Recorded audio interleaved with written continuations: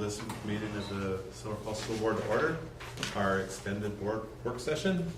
Andy, unless you have any comments to start off, or we'll just hand it over to Renee. Great.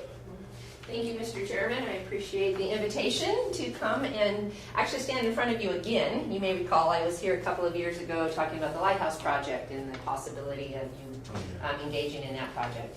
But this is my first time to come back and actually work with the entire board and help you become the team that you desire to be. So thank you for the invitation. I appreciate it. If you will indulge me, I'd like to introduce my colleague. This is Sarah Collins. She is a new staff to OSBA in the Board Development Department. She is our Member Services Attorney.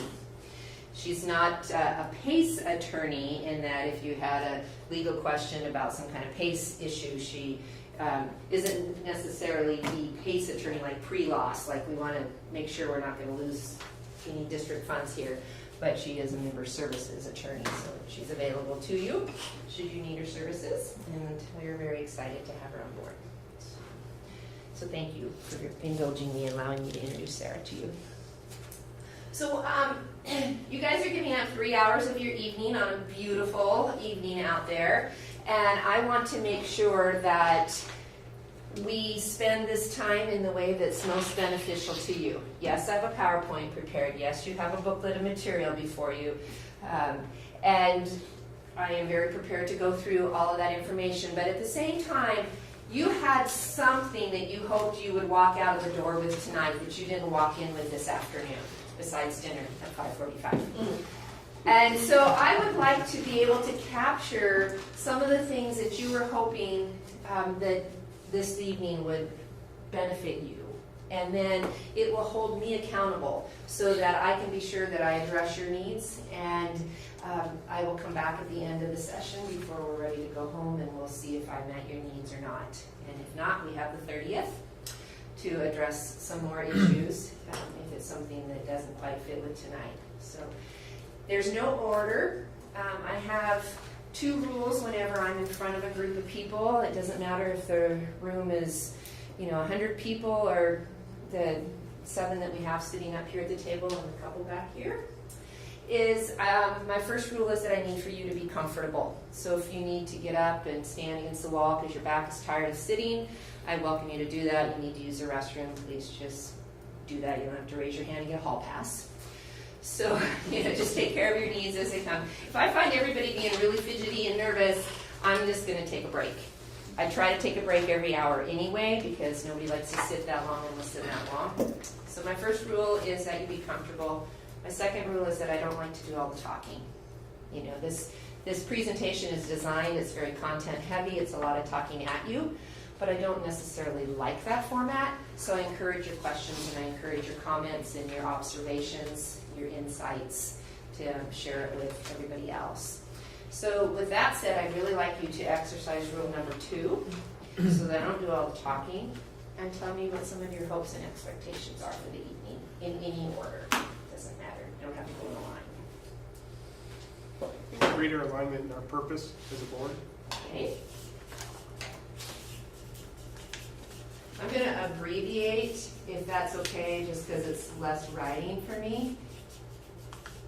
So I put alignment and board purpose. Is that all right, Aaron? It's fine. Okay. Typically, these things we talk about roles and responsibilities. Great.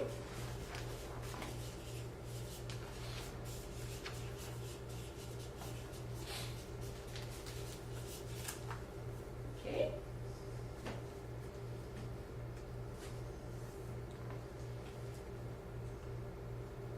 You guys are going to make it really easy on me. Is that it? You're right on the edge of something, Tim. Oh, it falls in with roles and responsibilities. I was just the superintendent role versus board role and relationship type of thing. Yeah, it does. Absolutely falls in there. But we want to make sure we cover it if it's important to you. Make sure we have conversations about that. Okay, if more things come up, we can always add them. Because I'm going to trust that you guys are going to exercise the comfort rule and the talking rule pretty consistently. So a little bit about my background, just so that you know who I am and what gives me any right to stand in front of you. Like, who is she? What does she know? I was a school board member in the Reynolds School District from 1995 to 2004.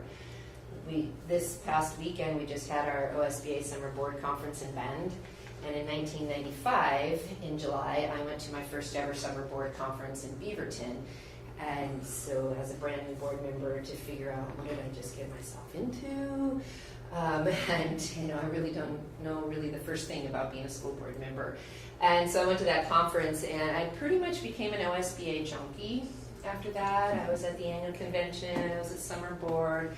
In my 9.5 years of being on the Reynolds School Board, I served on the OSBA Board of Directors. I served on the OSBA Health Insurance Trust when we used to have health insurance. I served on what is now PACE, used to be called PACT, Property and Casualty Trust. I was a trustee on that. I served on the Legislative Policy Committee. I chaired it for a while.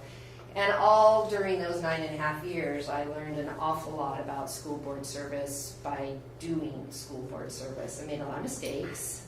Thankfully, none of them that ended up in any kind of fine or violation. I did have to sit in front of the Ethics Commission once, but after I sat in front of them with my attorney next to me, they dismissed everything.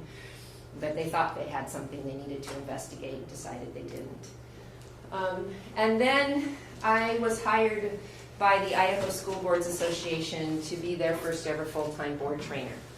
They're a much, much smaller association than Oregon is. Oregon at the time had about 33 employees, and Idaho had, with me and coming on, 6. So they had never had a full-time board trainer before, and the board approved this position, and through networking that I had done at the National School Boards Association, the Idaho Executive Director knew me and talked to me about this, and so I applied for the position and I moved to Idaho. Cut my teeth on board training on those school board members in Idaho, and did that for 3 years. Then I specialized in just the lighthouse training from 2007 onward. I still do primarily lighthouse training, but in election years like this, our training requests at OSBA are very high, a very high volume of training requests, and so I step in and do generalized board training when needed. I was just over at Summer Board. I did a workshop on superintendent evaluation and another one on the Data First project we call a systems approach to student achievement. So that's a little bit about my background. So I've been in school board work in one fashion or another for 20 years. And I'm not a lawyer, but we do have Sarah here. Because a lot of what school boards do is legally defined for you, and there's a lot of things, a lot of constraints on you by the law. So when I do training, we have to talk about a lot of legal things, and so I feel like it's important for me to make that disclaimer at the beginning that I'm not an attorney, and I haven't even ever played one on TV. So can you make that claim to fame? So we're very happy, those of us at OSBA, to see, especially the new board members, that you are willing to step up and serve your community and dedicate this time. We really applaud you for that dedication that you're willing to make. And for the returning board members, or who your terms weren't up yet in this election cycle, we commend you too for your continued service. So thank you for that. We are going to talk about your roles and responsibilities in this. Probably will take us about the whole 3 hours with appropriate breaks. And we'll see how far that we get, but that's our intention. And so we know that as unpaid volunteers, you have a lot of devotion that you are bringing to your students and to your community. And we know that you want to make a difference as a board member. You want to have a positive impact. But at the same time, there are things that you have to know about that are confined to your work. And you have to understand your boundaries. You've got to keep the sand in the sandbox. And so we put together this presentation so that you can be highly effective and we can keep you out of trouble. And you can do everything that you need to do right inside the sandbox. You know this next part already, but you get your authority from the state of Oregon, and they also set your limits. The voters gave you their confidence and their trust when they elected you, Mr. New School Board Member. They put their trust and their confidence in you, and So what we need to do is have you think about what you're going to give back. I think that's much better. A whole lot easier for you guys to see the screen. So much better. So, have you kind of think about what you're going to give back in return. Oh, I'm going to just take a step back for just a second and forgot to explain this little booklet in front of you, although some of you have it open. It will sort of follow along with the presentation and places for notes, and when we get to different areas, we can flip through these. But we used to do a copy of the PowerPoint slides, but as you can see now, there's not a whole lot of information on there and a whole lot of pictures, so we don't do that anymore. But that's what this is. Is it open to follow along? Would you like to follow along? Sure, absolutely. So sorry I didn't explain that to you. And then when we need to, we'll flip to various policies and whatnot that are back in there. So I know that you understand our representational form of government. It's the life force of our democracy. We all understand it, that we elect representatives, those people in Salem or on our council or on our city council or on our county commission. We elect these people from their respective zones to represent our interests in the larger body. Now, are you guys elected by zones or are you elected at large? So you're zones. So even though the election may be the entire school district that elects you, you come from a certain zone. And in our representational understanding of democracy, we think of, okay, I need to represent the interests of the people from this zone because they elected me to the school board. That's a process of government that we are very familiar with in the United States, is that representative form of government. They're the people who solve our problems. When there's red tape situations, we turn to them and we expect them to fix it and cut the red tape on our behalf. We expect them to represent our interests, the people in Salem. When we call up our senator from the Silverton area or our representative from the Silverton area, we want them to take our issues and our concerns to mind as they're making decisions and they're debating law. It's not much different for you. The people in your zone think of you as their representative for their concerns in their zone. That's how they think of you. However, when you are in the executive level, like a governor or a mayor or maybe a county chair, I'm not quite as familiar with the Marion County stuff, I have to apologize, but I know Multnomah County stuff pretty well. You have to think, or the president, you have to think of everybody. You can't just think of the town that you grew up in or the town that you call home. It's like Kate Brown, she represented Portland as a senator before she became Secretary of State and then the governor. But now that she's a governor, when she signs things into law, she can't just think about Portland. She has to think of the entire state of Oregon and what kind of impact her signature on any legislation is going to impact. And then when we talk about the other elected officials in our system, the people that we elect judges. And we know that judges always have to remain neutral. And there's a lot of rules that dictate what judges can and can't do outside of the courtroom, inside of their courtroom, and who they communicate with, and how they look at evidence, and all kinds of things that impact judges. We know that they always have to remain neutral. So, do you know that you have to fulfill all three of those? Did you know that, Erin? You did? Perfect. And Todd, you knew, right? Did you know you had to do all three of those? Had to be a judge? And you knew that too? Good job, okay. But are you new, Tom? No. Okay. I knew the more veteran board members would be aware of this. So anyway, it was something that I don't think was really fully cognizant in my mind, particularly the judge aspect. So when you're fulfilling your legislative role, that's when you're discussing policy. Should we have a cell phone policy, which was an issue when I was a school board member and they were new? If we do, what should be in it?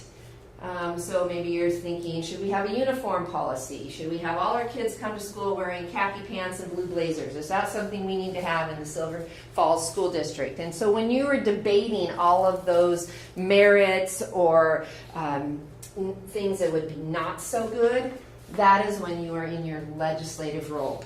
When people contact you and they say, I really think that in our school system, every kid should play a violin. We need to have a music program, and we need to start it in kindergarten, and we need to be sure that when our kids graduate high school, they're virtuosos on the violin. Every student. So you're taking their special interest, and you're representing that back to the board. And that's when you are fulfilling your legislative role, and you're having these conversations with your colleagues about what should be or what should not be inside the Silver Falls School District. Then when you vote, and you take a vote, all those in favor say aye, all those opposed say nay. That's when you are operating in your executive role, because that's when, and it's your executive role is a small role, but it's when you actually sign your policy or whatever decision you're making into law. Because policy basically is the law of the Silver Falls School District. And it addresses those areas that either city law, county law, or state law, or national law haven't addressed. And it's where you have your local control. Now this is where sometimes for school board members who are elected from zones like you guys, sometimes your community might not understand. I hope this doesn't happen to you, but sometimes you have to close schools. And you went through that not too long ago, didn't you? Yeah. So sometimes you have to close schools. And if it happens to be your zone, Erin, and people in your community are like, no, don't close our school, don't close our school. We elected you to represent us. And so we're expecting you to vote no on closing that school. They're used to that kind of a approach to governance. Well, you now as the executive, just like Kate Brown, you have to think of the entire district. You can't just think of the zone from which you came from, because in your executive role, you're responsible for the operations of the entire district. And that sometimes is a little bit hard for the people who elect you to understand, because we're so used to representational government. And they're not used to people being elected having to fulfill all three branches of the government. Only school board members have to do that. Judges just be judges. Executives, governors, mayors, presidents are only that. And representatives and senators are only legislators or commissioners or city council members. But you have to do all three. And this judge role we have found in our years of working with school boards is the most difficult role to fulfill. And part of the reason why it's so difficult is because people come to you and they talk to you and they want you to fix their problems, because that's what legislators do. And so it's a real balancing act for you to know when you're wearing your judge, when you need to put on your judge hat and handle processes in a different way. Because as a judge, in a courtroom, you have lots of things you can't do.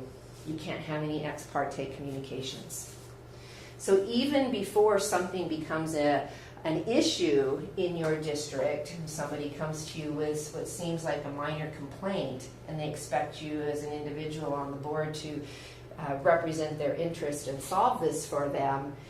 If it ever rises to the point where the board has to sit as a judge, that could be viewed in retrospect as an ex parte communication. So it's really hard. How do you handle it when people call you? And we're going to talk about that. And then ex parte, can you define that? It just means apart from, so you can't have any conversations that are apart from the legal proceedings. So like a judge that's proceeding over a trial. He can't have any conversations with with just one attorney in the case, unless there's some very certain circumstances that are met. But both parties, both attorneys need to be present whenever a judge would have conversations. He can't, as he's leaving the courtroom, have a party to the suit, say I was being sued about something. I haven't, but say I was, and I would try to get the judge's ear and have a conversation with him apart from the courtroom because I want to plead my case with him. He can't do that, and nor can you with patrons in your district when things rise up to where you have to sit as a hearing body. It's not any type of judicial process at that point, but you're just getting unsolicited comments from the community, which I know we all do and already have already. Mm-hmm. That's a little bit different situation. Yeah, and we'll talk about Okay. that. Yeah, absolutely. In my experience, the most difficult times when we have to deal with a confidential item, Yeah. and the people that are coming to us don't have a whole story, Yeah. yet you can't tell them about it. Absolutely. And if they knew the whole story, they'd probably agree with you, but you can't You divulge can't. information. You can't, and violating that can be very costly to you as an individual. Not just your reputation, but there could be all kinds of legal ramifications if you violate confidentiality. So, yeah. So that's ex parte. When it comes to any kind of evidence, it all has to come to you through the proper channels. So generally when a board, if they ever have to sit as a hearing body, there's some type of investigation that has gone on beforehand. And so the evidence that you look at only can be the evidence that came through that proper investigative process. And more often than not, it's your superintendent that's either conducted the investigation or hired somebody to conduct the investigation if it ever comes to that situation that you have to do that. But you can't be hearing things out in the community separate and apart from what comes to you through this process. And if you ever have to sit with, as a hearing body, as a judge, then you would have legal counsel be helping you and directing you. You wouldn't just be doing it on your own, and they'd be guiding you and giving you advice. But it's all the stuff like Aaron talked about. People come to you unsolicited and already have, and they want you to solve their problems. How do we deal with that? And so we're going to talk about some of those things, particularly in this instance, because everybody thinks of you as the one that's going to solve their problem. And it's been, like I said, my experience in my 10 years of training boards and the 9 years that I was on a board, this role, I stress it so much because it's the most difficult role that you're going to have to deal with. So what we have coming up next is a little video about a board member, Aaron, that gets a phone call from unsolicited from his wife's best friend. And he wants to solve the problem for his wife's best friend. So let's watch the video. No offense on the name of the character, and then we'll discuss what you saw. Coming at Dean.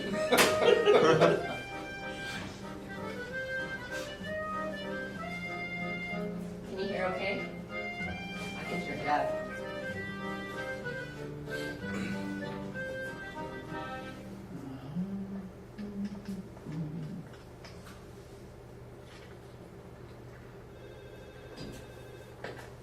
Good morning, this is Dr. Wilson. Good morning. Well, good morning, Andy. What's on your mind? I have a little situation to talk to you about. I got a phone call from my wife's best friend, Jill Johnson. Well, let's hear it. Well, her little girl, Betsy, has been assigned to Miss Robinson's class this year. Okay. Jill met with Miss Robinson the first day of school, and she was disappointed with what Miss Robinson has planned for the children this year. See, Betsy can already do the things she plans to teach. And to make matters worse, Miss Robinson's classroom had no decoration at all. No bulletin boards, nothing interesting hanging on the walls. That doesn't sound like Miss Robinson. So Joe goes to the principal and asks him to Reassign Betsy. He refuses, so she asked if I could help. I see. So I went down to the school, and sure enough, Miss Robinson's room had nothing in it at all. All the other classrooms are colorful and bright. I can see why a parent wouldn't want their child in that room.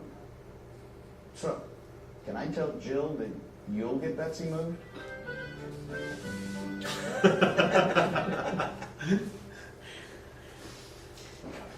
So what do you think about how Andy handled that phone call, and what would you do if you had got a similar kind of phone call? So Andy's on the school board? Andy is on the school board, yes.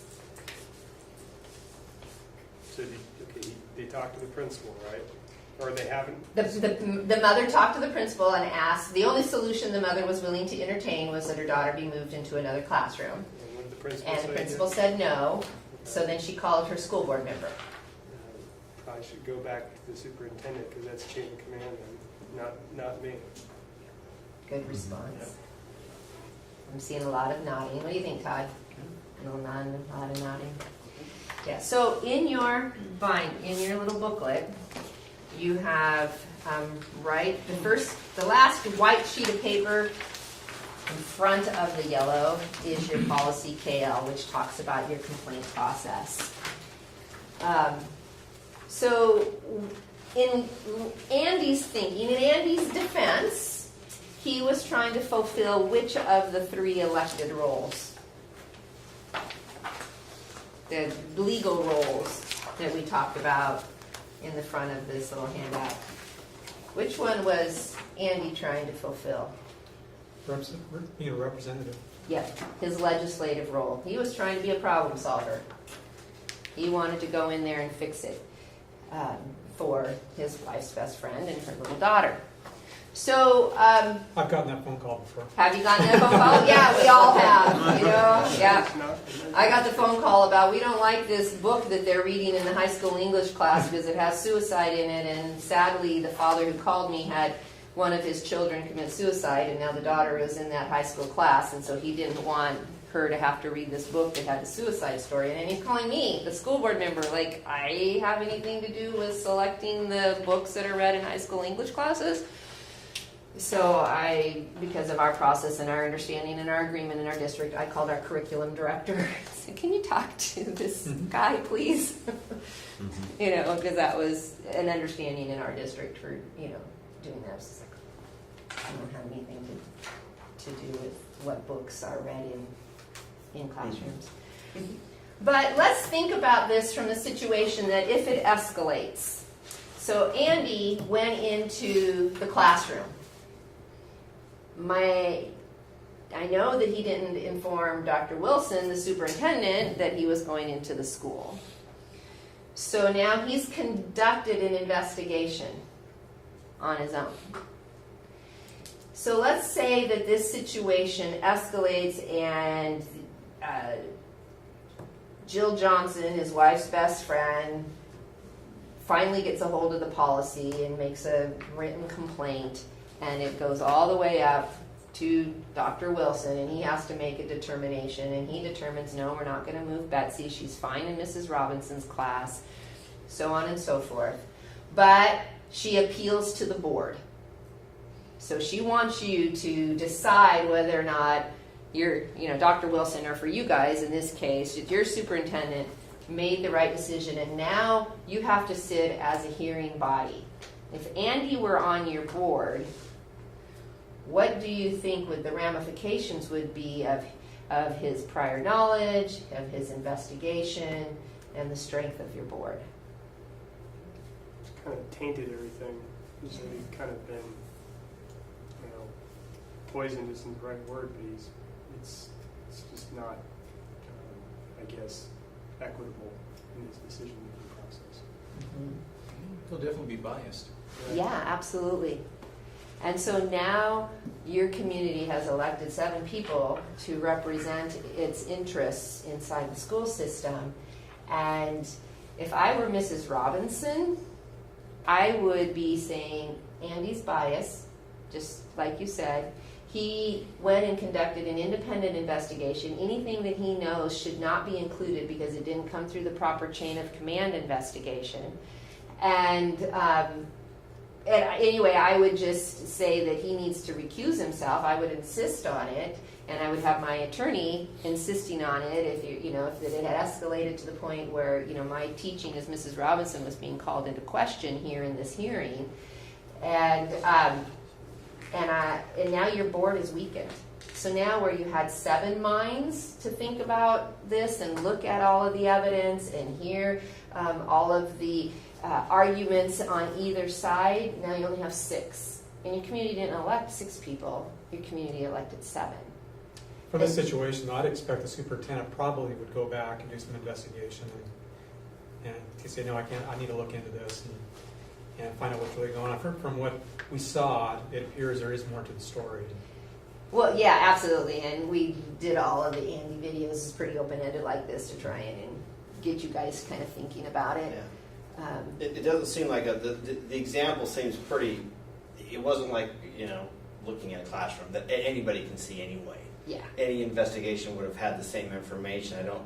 Now had he gone in and discovered something kind of secretive, gossip, that type of thing, I'm kind of, I can see that where there's a lot. I don't know if a line crossed or something, but I don't know. I'm trying to. It doesn't seem like that's kind of a gray area one. It isn't so cut and dried where it's like, you know, if we wanted to find out what this complaint was, you would see, oh yeah, here's the looks of the classroom, and that's all that this board member discovered. Right. Although I wouldn't recommend doing that anyway. It clearly crossed a line. Yeah.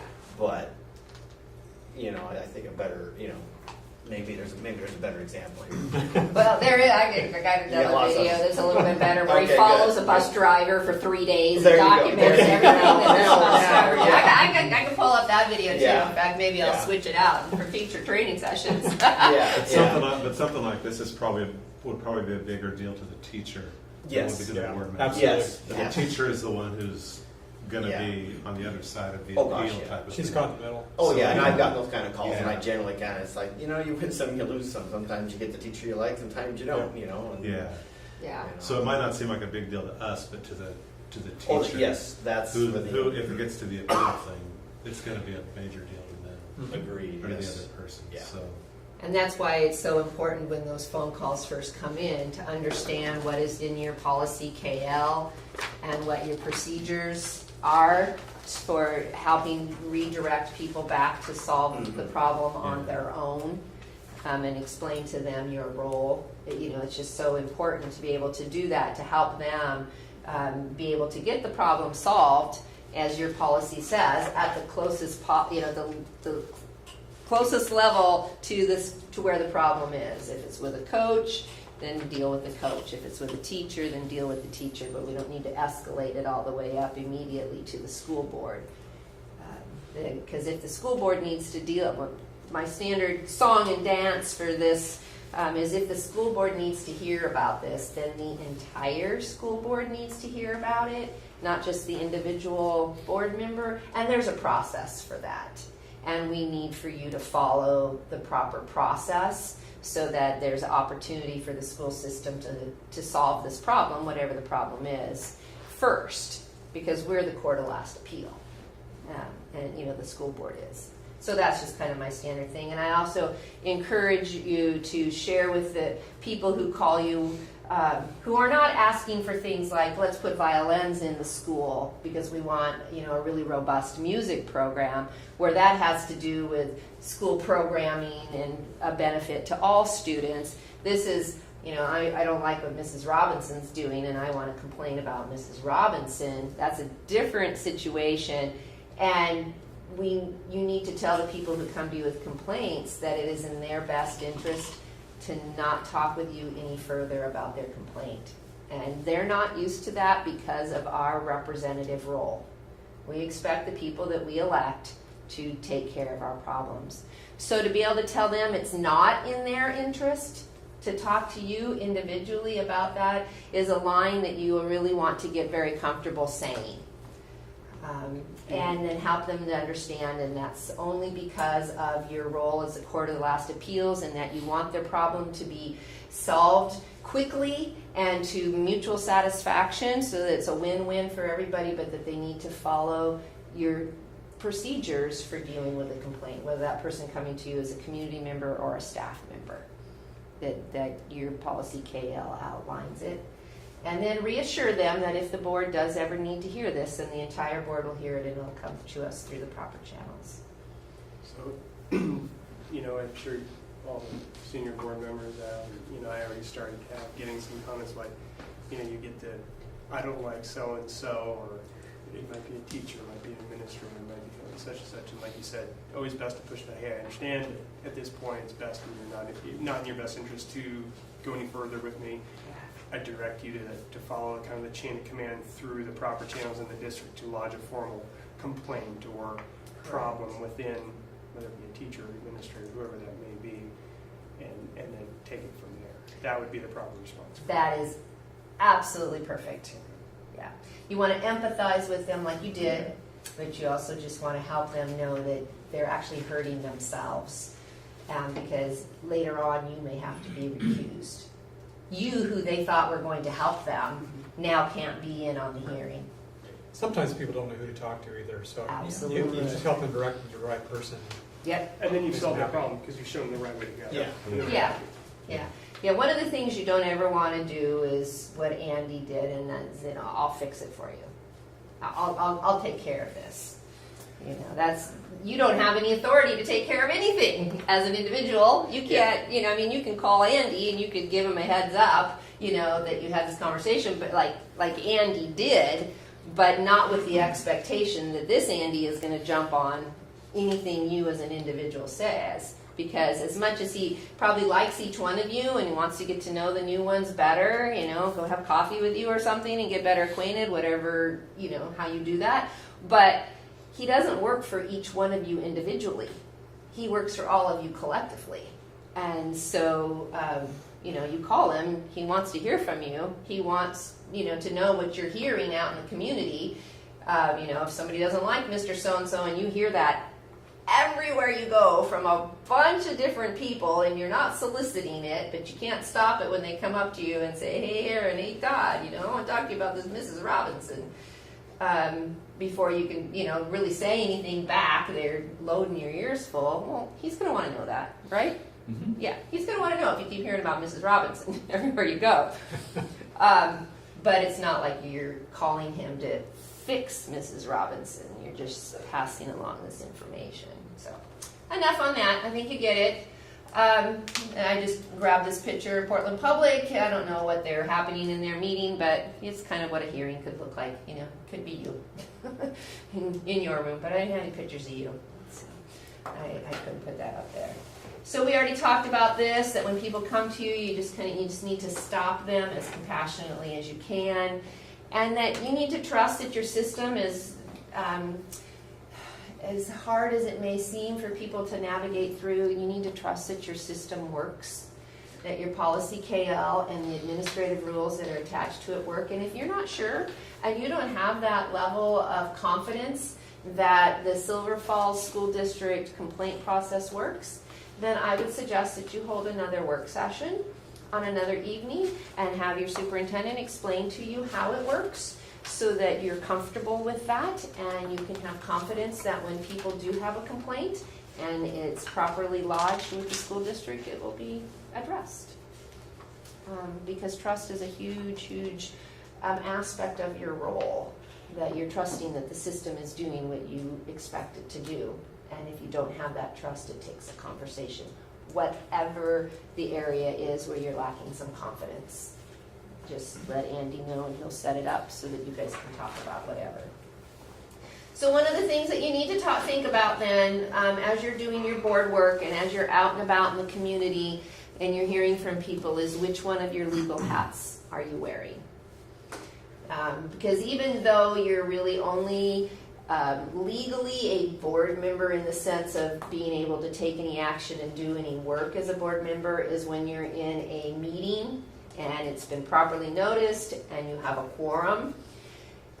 Out in the community, once you've been elected and sworn in, your status has changed.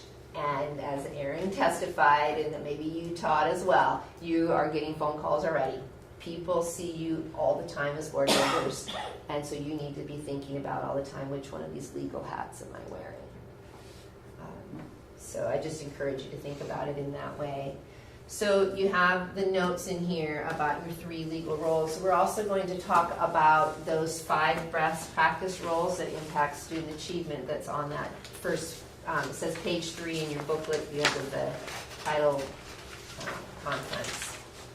So you have dreams for your schools, for your students, for your staff, for the greater Silverton community, Scotts Mills, everything that you serve. You have dreams for them. And you want to make a difference. And you want to know what's the best thing to do in any given situation. You're conscientious men. You didn't sign up on the school board to be cantankerous and make things hard. You want things to work. You told me you want an alignment of board purpose. It's a very good outcome for the night. So one of the first things you're going to have to do is spend time learning together on whatever the issue is. If you're going to provide violin training for every student in Silver Falls School District from kindergarten through high school, you're going to have to spend some kind of time learning about what all is that going to take. We would encourage you to think about becoming your own learning community. PLC stands for Professional Learning Community. You may have them in your schools where you expect your teachers to come together and work together as professionals and learn together about their work and how their work impacts student learning. Do you have that expectation of your teachers, that they engage in that kind of a practice as professionals? Well, we would really like to encourage you to think about engaging in that kind of a practice as well. That you become a professional learning community as the board, and you look at your practice and what it is that you do as a school board and what kind of impact does that have on student learning.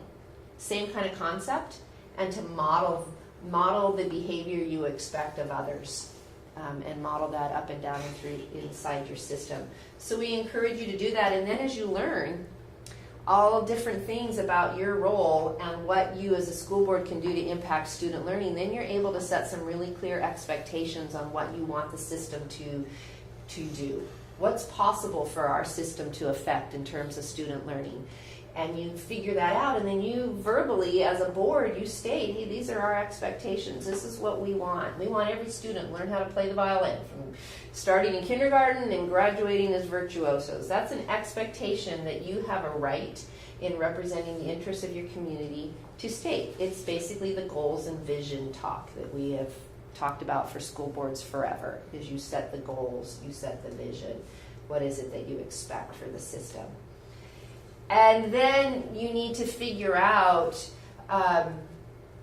that if what you're expecting has been clearly communicated to others. You need to be sure that what you want is what the community wants, and that everybody inside the system and outside the system knows what your goals and your visions are. You need to be really clear. In your learning, you should ideally figure out what it would take. So if you're going to do violin instruction for every kid in the system, what will it take for that to be successful? Do you have the current teachers now that can teach violin at every level? Do you have enough musical instruments to teach that? Do you have time in your day to add a whole new subject area? Do your teachers have the adequate professional development in order to teach violins to every student? So you have to think about it when you're in your professional learning community and you've stated your expectations. What is it going to take in order for that to be successful? What are those decisions that only the school board can make? You make decisions about curriculum, you make decisions about the budget, you make decisions about the calendar, you make decisions that impact your collective bargaining agreement with your teachers that outlines things like, sometimes depending on the language, things like your professional development agreement with your teachers is sometimes defined in your collective bargaining agreement. So those are all of the kinds of things that we talk about, conditions for success, that we would want you to spend time learning about in your being a professional learning community. So if you want every student to graduate knowing how to play the violin as a virtuoso, what would that take? So if we don't want to be facetious and talk about violins, because nobody's going to do that from kindergarten through 12th grade, but what do you want educationally for your students? What do you want for your kindergartners when they exit and move into first grade and each grade on up through the system, and then when they graduate? What will it take for that to be successful once you've identified what it is that you want based on what you've learned is possible? And then as you fulfill these 5 best practice rules that impact student achievement that's on this page, in the book it says, hold the system accountable. I should turn this pages. You need the resources.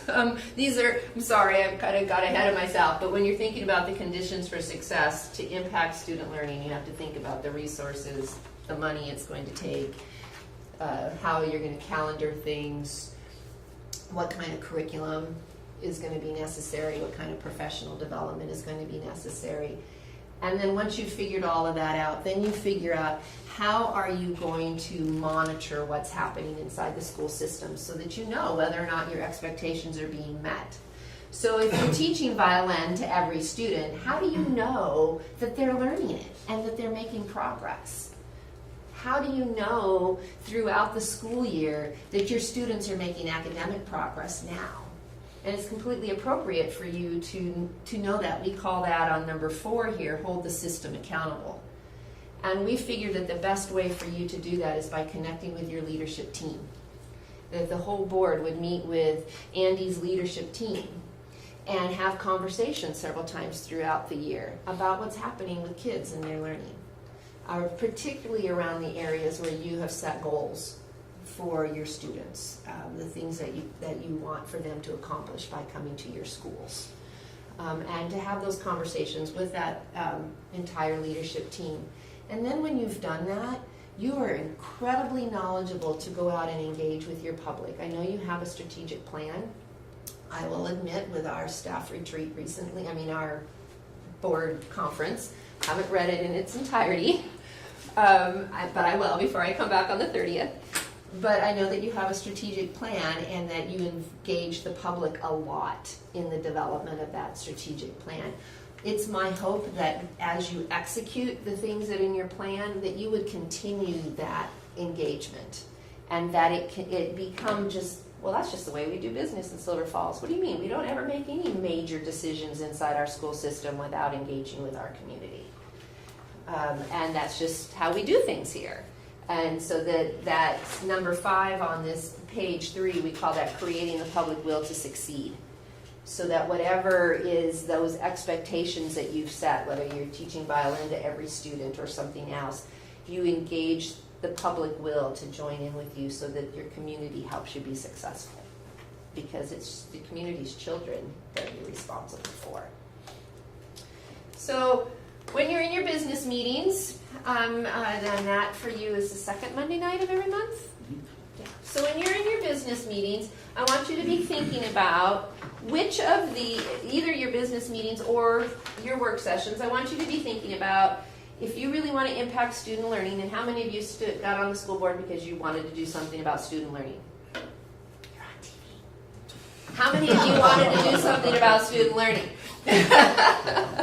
So I want you to think about which of these 5 best practice roles that impact student learning are you in? Are you in a learning mode? Are you getting together, you're looking at a bunch of information, your professional educators are helping you to understand what the nuances are and what's going on inside your school system?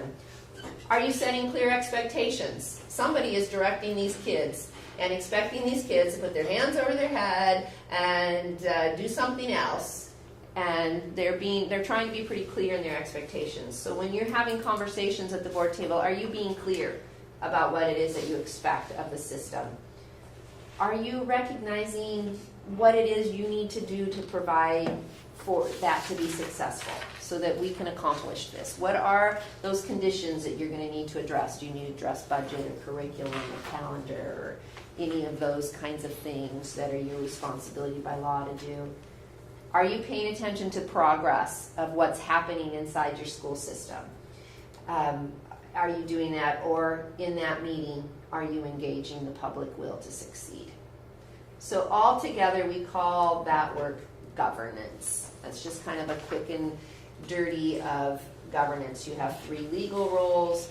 You have the legislative role, the executive role, and the judicial role. And then you have the 5 best practice roles that impact student learning. Do you need to stand up, take a break before we move on? Use the restroom? Okay, I know we're going to break for dinner at 5:45, but I want to be mindful of rule number 1, that you be comfortable.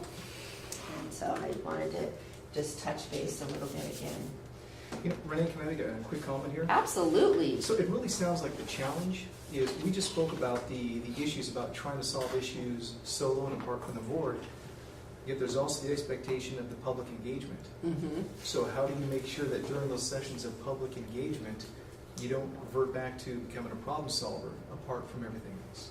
Right. That's the challenge. Yes, it absolutely is. And so part of it is that as you guys are learning together about what it is that you want the school system to do for the students inside your system, and you're having those kinds of conversations, you would be able to develop a common message so that when you are one-on-one engaging with people throughout the community, at the grocery store, at the church, at the soccer field, wherever you might run into people and they know you're on the school board, that you would all be able to have a similar message about, hey, this is what we're, this is our plan, this is what's in our strategic plan, we've worked really hard on it, these are the things that we're doing, this is the progress we're making this year, whatever the context is, and gee, how can you join with us? We would love to have your participation and join with us. So in those kind of conversations, if it's a one-on-one kind of situation, if it's a group meeting where you're holding like a public forum or a listening session, or you're wanting to generate public input, that's usually facilitated in some fashion. And so people give input and they are given some kind of instruction as to how they can provide that input. I remember one time when I was on the board in Reynolds, and it was just at the start of the huge economic downturn stuff around 2003, the first one that came when we were all cutting school days way back in ancient history, and Hillsborough made national news and made it into the Doonesbury comic strip because it cut 17 days. Our board had a listening session with our community because we had to cut, I don't remember exactly, but about $5 million out of our budget. It's a lot of money. And so we had 7 board members like you, and we set up round tables around our high school commons area where kids could come and eat lunch and whatnot, that big open area. And we had chairs set up at the beginning, and our superintendent did a presentation to the community, and we had both people who worked for us and just people who cared about the schools that showed up. And we explained to them the financial reality, the decisions that Salem had made about school funding, and that as a result of that and the economic downturn, we had to budget cut. So we wanted to know from them where they thought we should cut the budget. And so the process that we used after we explained all of that is we had one board member at each one of these tables. We had a staff person with us that could work as somebody to record, the comments and the suggestions that people made. And we did so much time, we had a little train whistle our superintendent would blow, but people could go to any one of the 7 tables and share that information with that board member at that table. We didn't engage in any kind of debate or dialogue, but we could ask clarifying questions to make sure we heard something correctly. Like, okay, Tim, did I hear you say that what you want is for us to not cut music, but cut sports? And so then you would confirm whether I heard you correct or not. And the staff person is just recording all of this, cut music, or save music, cut sports. And then we would blow the whistle and people could move to another table. And we did several rounds of that so that we could get that input, and we would have an opportunity to hear the emotion that people brought to this issue. Because we, as the board, we had to approve the budget. That's your responsibility. And even though the superintendent writes the budget, we're the ones that ultimately are accountable to the people in the community of how the money is spent and how it's allocated. And so we wanted this to be a collaborative process and not just say, hey, Mr. Superintendent, sir, please cut $5 million out of the budget and tell us what you're going to do. That's hard on any person. So we wanted a collaborative process by which to do that. So that was just one way that we engaged the community to make an informed decision. So there's a bunch of different ways that you can to do that, Ron, but the one-on-one or the group things, but they're usually not free-for-alls, and if they're a group thing, they're usually structured, and so people wouldn't necessarily come with their complaints. Got it. Necessarily, unless you were doing a hearing session to hear complaints, but you wouldn't do that because that violates your policy KL. All right, pay attention. We've got about 15 minutes or so. So your governance sets the tone of the district, and how you behave really sets the tone for the whole district and how the rest of the staff and the people in the community behave, because they're going to take their cues from you. So the most important thing that you can do is trust your superintendent when it comes to the day-to-day operations of the school system, because you set the big picture. We want every kid to play the violin. We want 100% graduation. We want all our third graders reading at grade level. Whatever it is that you want for your community that you state as an expectation for your system, then it's up to your superintendent to deal with the day-to-day operations so that that happens.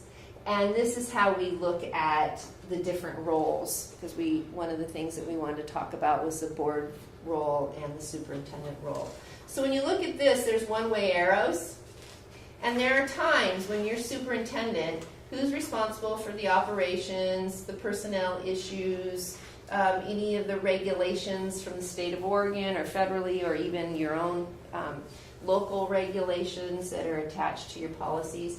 He's responsible for all of that, but sometimes he can come up into your role and help you with your policy, understanding the policies and why you might want to have one policy, a set of language over another, help you understand the nuance and what kind of impact that would have on your system. He would absolutely need to be involved in any of your goal setting that you do, because you can't do that in a vacuum without him.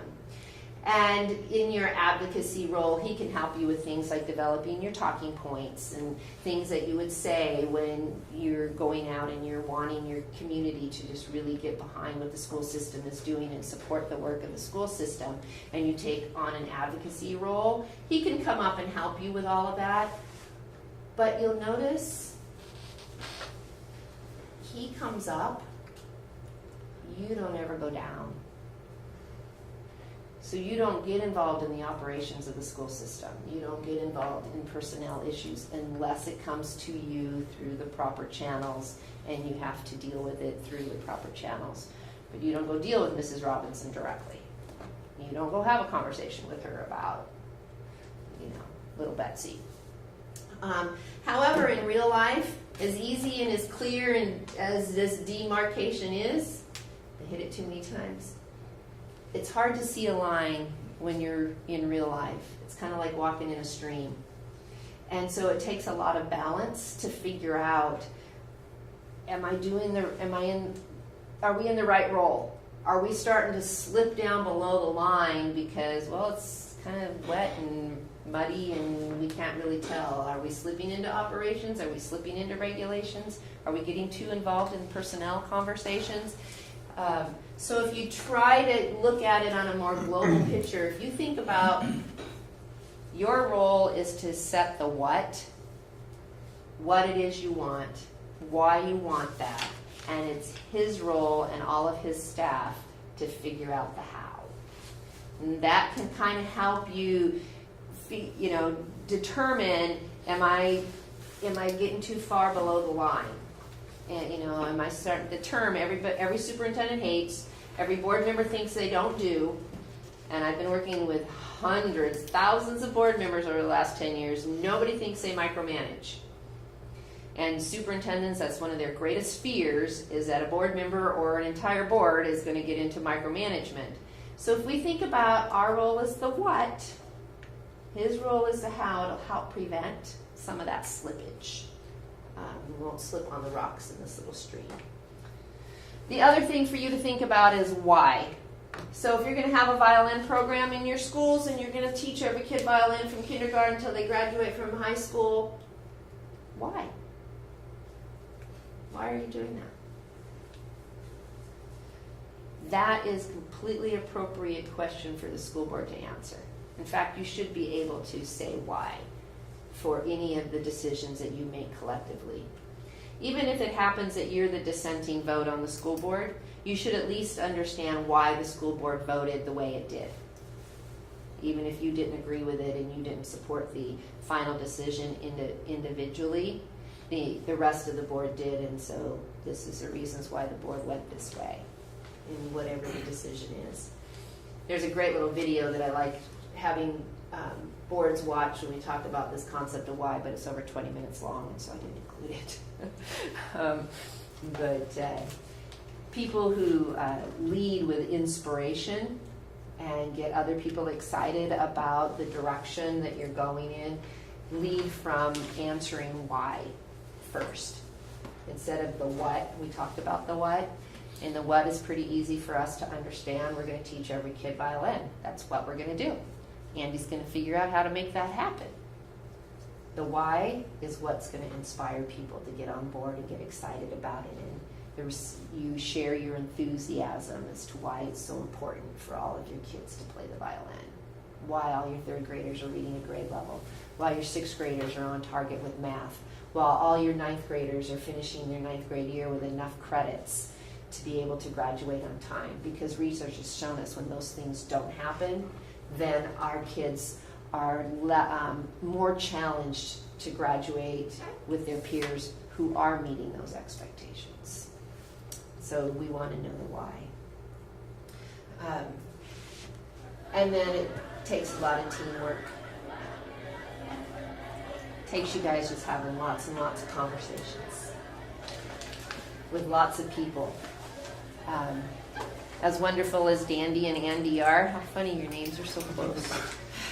As wonderful as they are, we would hope that you could have conversations with, people from inside your schools that are a part of the team that you work with that help you make decisions. That there would be a lot of training, a lot of teamwork. But there's a lot of constraints on your job, and you swore an oath that you'd uphold the Constitution of the state of Oregon, the laws of the state of Oregon, and the policies of your district. And so those things constrain you, just like tracks constrain a team. And so the two areas of biggest constraint for school boards is public meeting law and ethics law.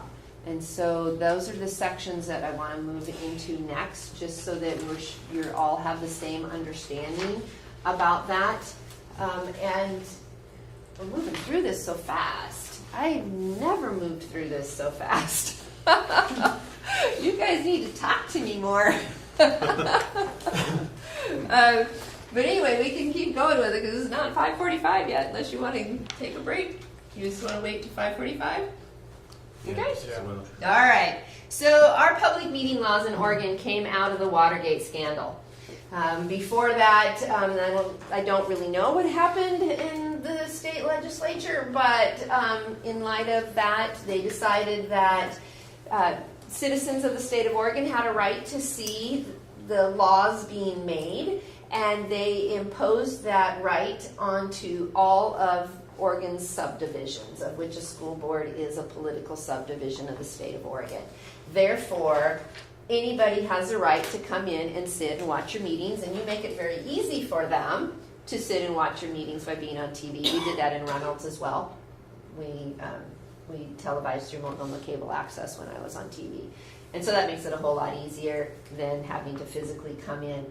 But this came from the 1970s, and it came as a result of the whole Watergate scandal, that everything would be open.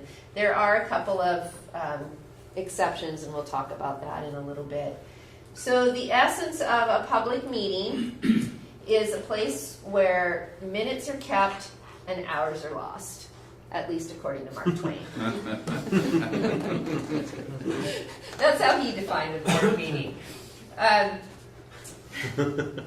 pretty true. So, but when you think about your board meetings, when we think about a public meeting, there has to be a quorum. So that's the first thing that you have to have. And a quorum, as you know, is a majority of the total number of people elected to the board. So the night that I was appointed to the Reynolds School Board, it was a 7-member board like yourself, and there were only 4 board members at that meeting. So they had a quorum, so they are able to do business. But we also know that when a decision's made by a board, it has to be made, in order for it to pass, in order for anything to pass, you have to, in this, your instance and ours, you have to have at least 4 votes. Even if there's only 4 people there. So that means that night, any appointment they were going to make had to be 4-0. And so the first time they voted, it was 3 for Renee and 1 for the other guy. So they didn't have a majority, so they voted again, and this guy changed his vote, and it turned out to be 4 for Renee, and the other guy didn't. he left and I got sworn in later that night. So the first thing is a quorum. So you have to have at least 4 people. And if you ever have a meeting with at least 4 people, in order for you to get any action done that night, you're going to have 4-0 vote. It's not a majority of those present. It's a majority of the full body.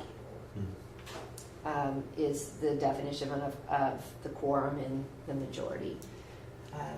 But basically what public meeting law is about is that your business is done in public. Public meeting done in public.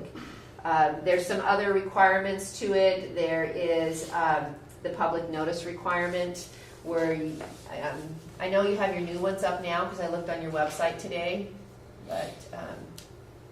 but you didn't have them up when I looked and pulled the slide. But you have to notice when your regular meetings are and your work session meetings. In public meeting law, school boards have 3 types of meetings. You have a regular meeting, which has been determined for you guys as the second Monday night of the month. You have special meetings. Tonight is a special meeting.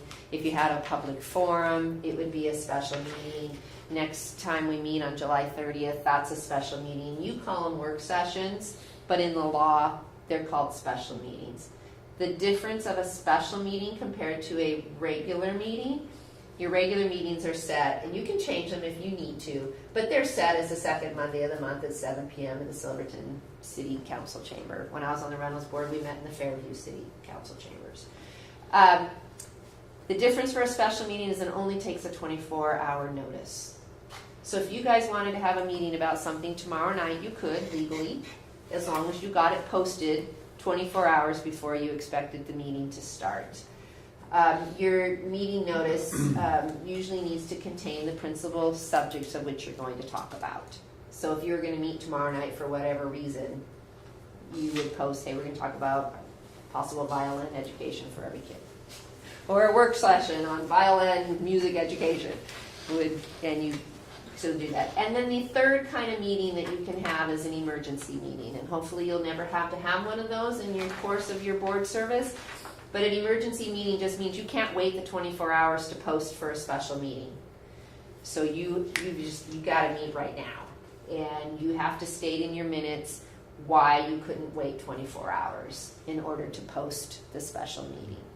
And so those are the 3 kind of meetings that school board members have: regular, special, and emergency. So Renee, maybe you're going to go over this. Can you describe a couple of reasons for emergency meetings, what those would look like?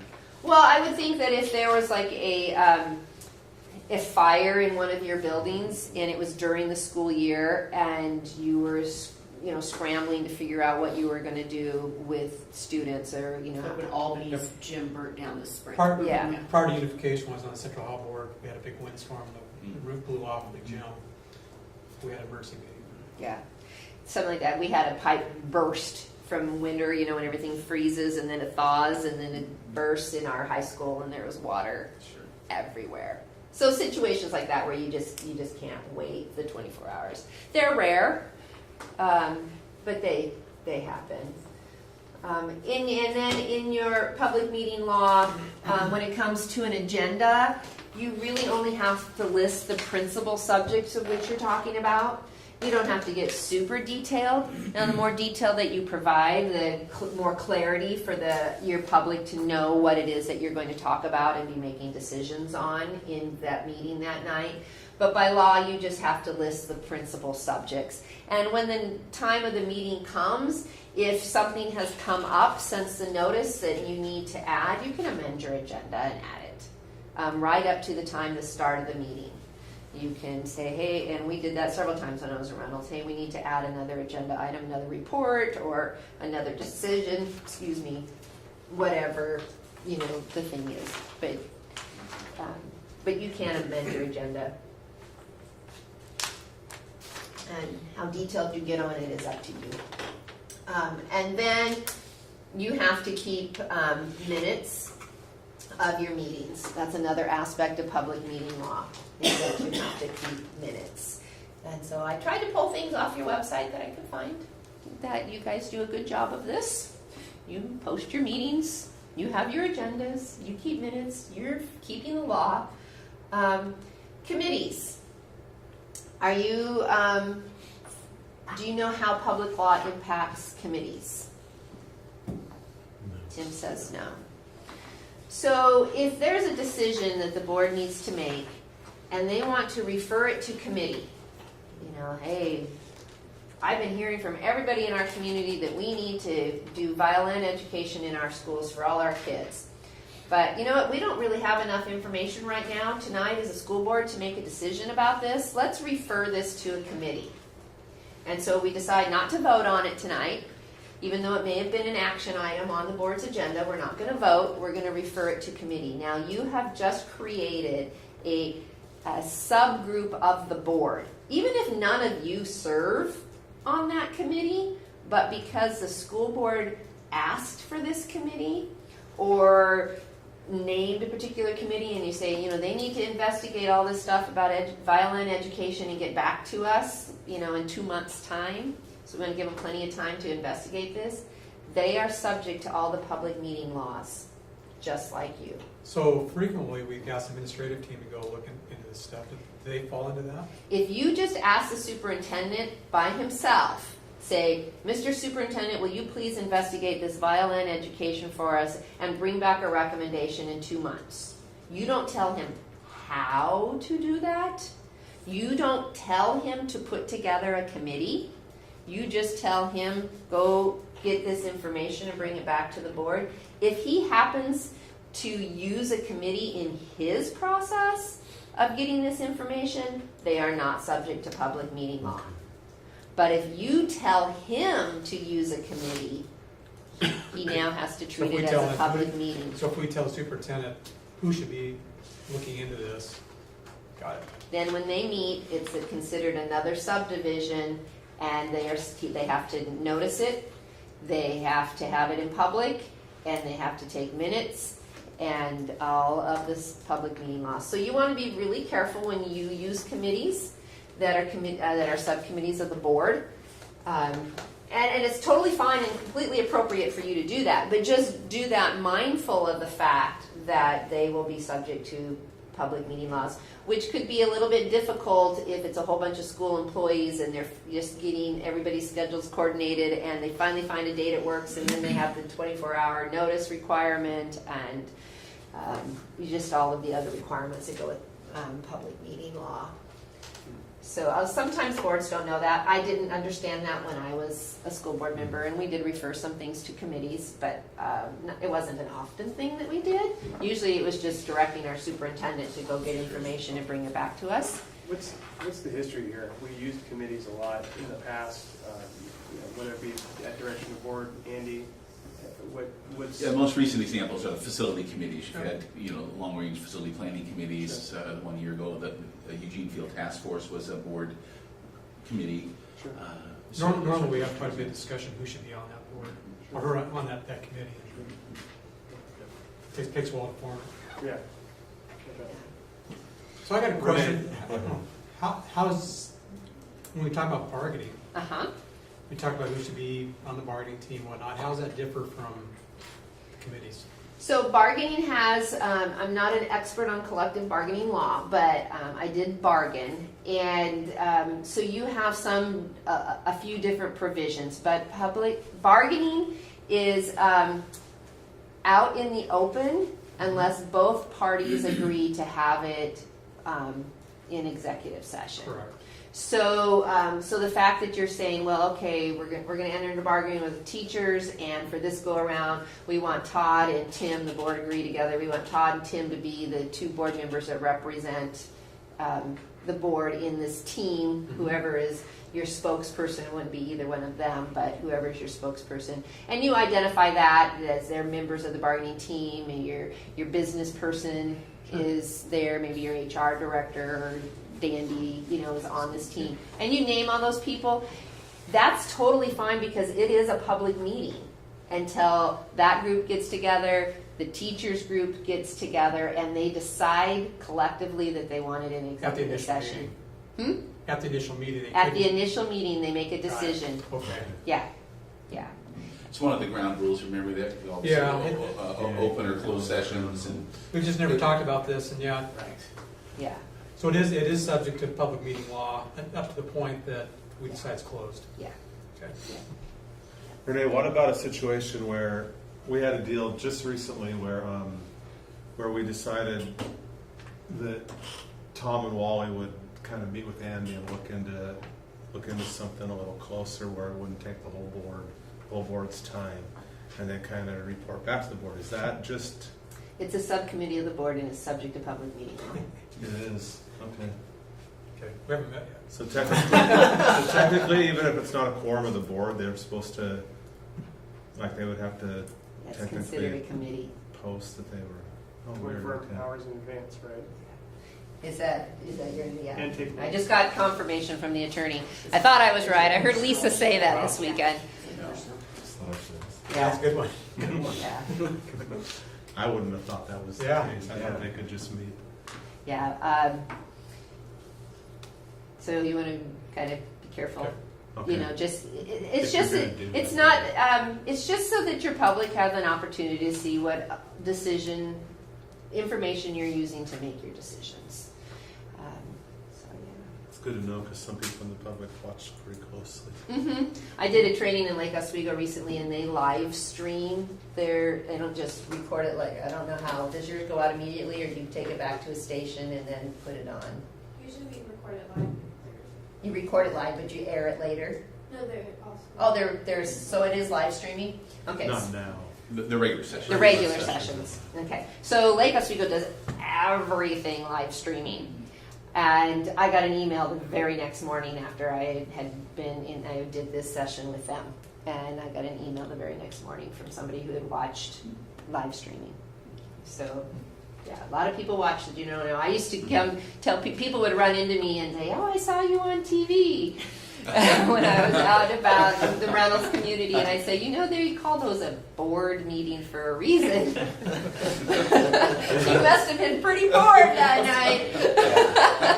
I'm surprised the amount of people that will watch. Well, it just speaks to how much they care. Yeah.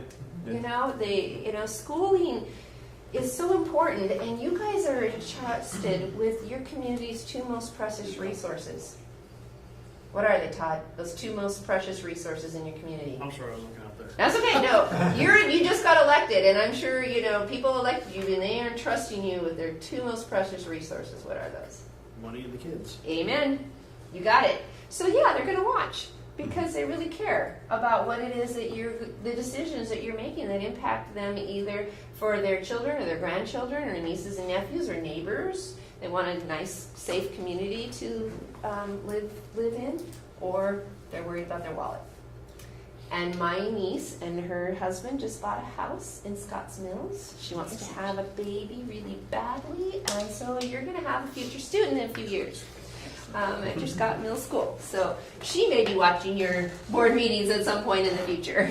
She just moved in about 3 or 4 weeks ago.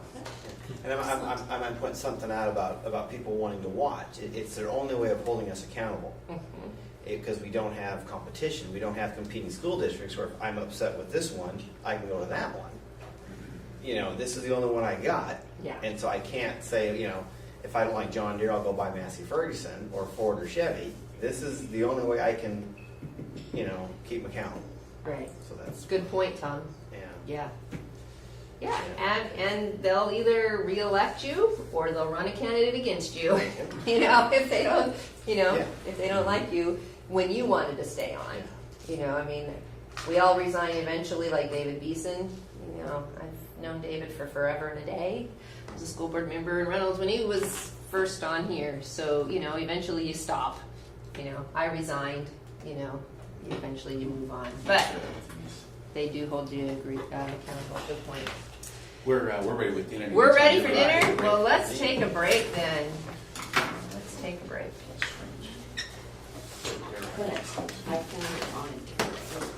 Renee, real quick.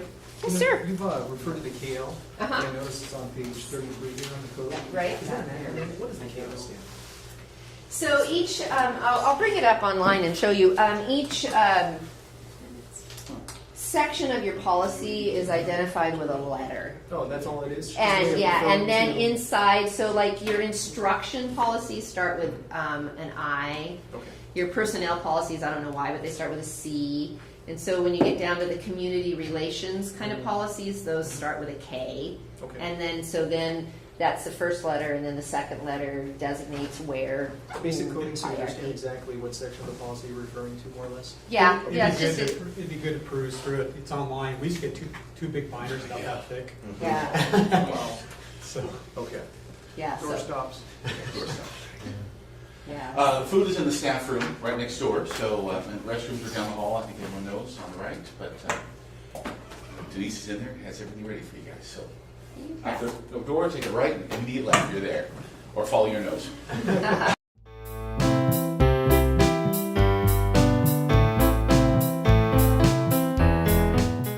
Board and Reynolds, they were great big fat books. In fact, when I was at Lake Oswego on July 6th, they had 2 great big fat books for their board members to take home. But yours are online, and so you were asking a little bit, Ron, about the labeling, and so this is OSBA hosts your policies, which means somebody could go to the OSBA website or they can go to your website, but whatever, they can get to your policies. Anybody can, it's public. And so here's the, when you look at the policy sections over here, these are all of the different codes here. And so, and then inside of those, for example, if I click on board governance, because if you're gonna read any of these policies, you really should read the AB section and pretty much have them memorized. But, so then if you look in here, you'll see here's the breakdown of the codes and how you can see it. And some of these that are purple are in this book, because I went out to our website and I got your policies and we had them included in here, the ones that are of utmost importance for you to see, and we included them in this booklet. And so these are some of the ones that are most common to board. But right here, advisory committees to the board or board committees. Some of the things that we were just talking about, which I didn't include in this little booklet, but here's a place where you can go and you can look at it, and if you click on it, then it loads the PDF. And so there is, you know, your policy, and you don't, according to this, have any standing committees. Some school districts govern a lot by committees. It's not a position OSBA recommends. You know, if you need a committee like the facilities committee, you appoint it for a certain amount of time, and it has a specific purpose, and it has a, you know, it's going to end, and you set all that up. But some states and some boards govern by standing committees. They have a finance committee, they have a curriculum committee, they have all of these different committees. We don't recommend it. But anyway, then that's how this works. So you can just go out there and you can click on it when you're done reading that one. You can go back and you can select another one. You know, what do you say about your board meetings? So that's just a real quick little look at your policies and where you can find them. But I would really, really, really encourage you to read all of these. As you can see, they're pretty short. And if you ever have any questions, like should this happen, should you end up with a vacancy on the board and you're not sure what to do, just come look here. But this section is the section when you swore to uphold the oaths of the state. I mean, when you took your oath of office and you swore to uphold the policies of your district. The other policies that have to do with how the school district runs that are really legal in nature, those you would probably refer to if you ever had to act as a hearing panel, if you ever had to act as a judge, and you would have to look at your policy around instruction if somebody felt, for example, that they didn't receive the type of instruction that they thought they should receive and they sue the school district over it.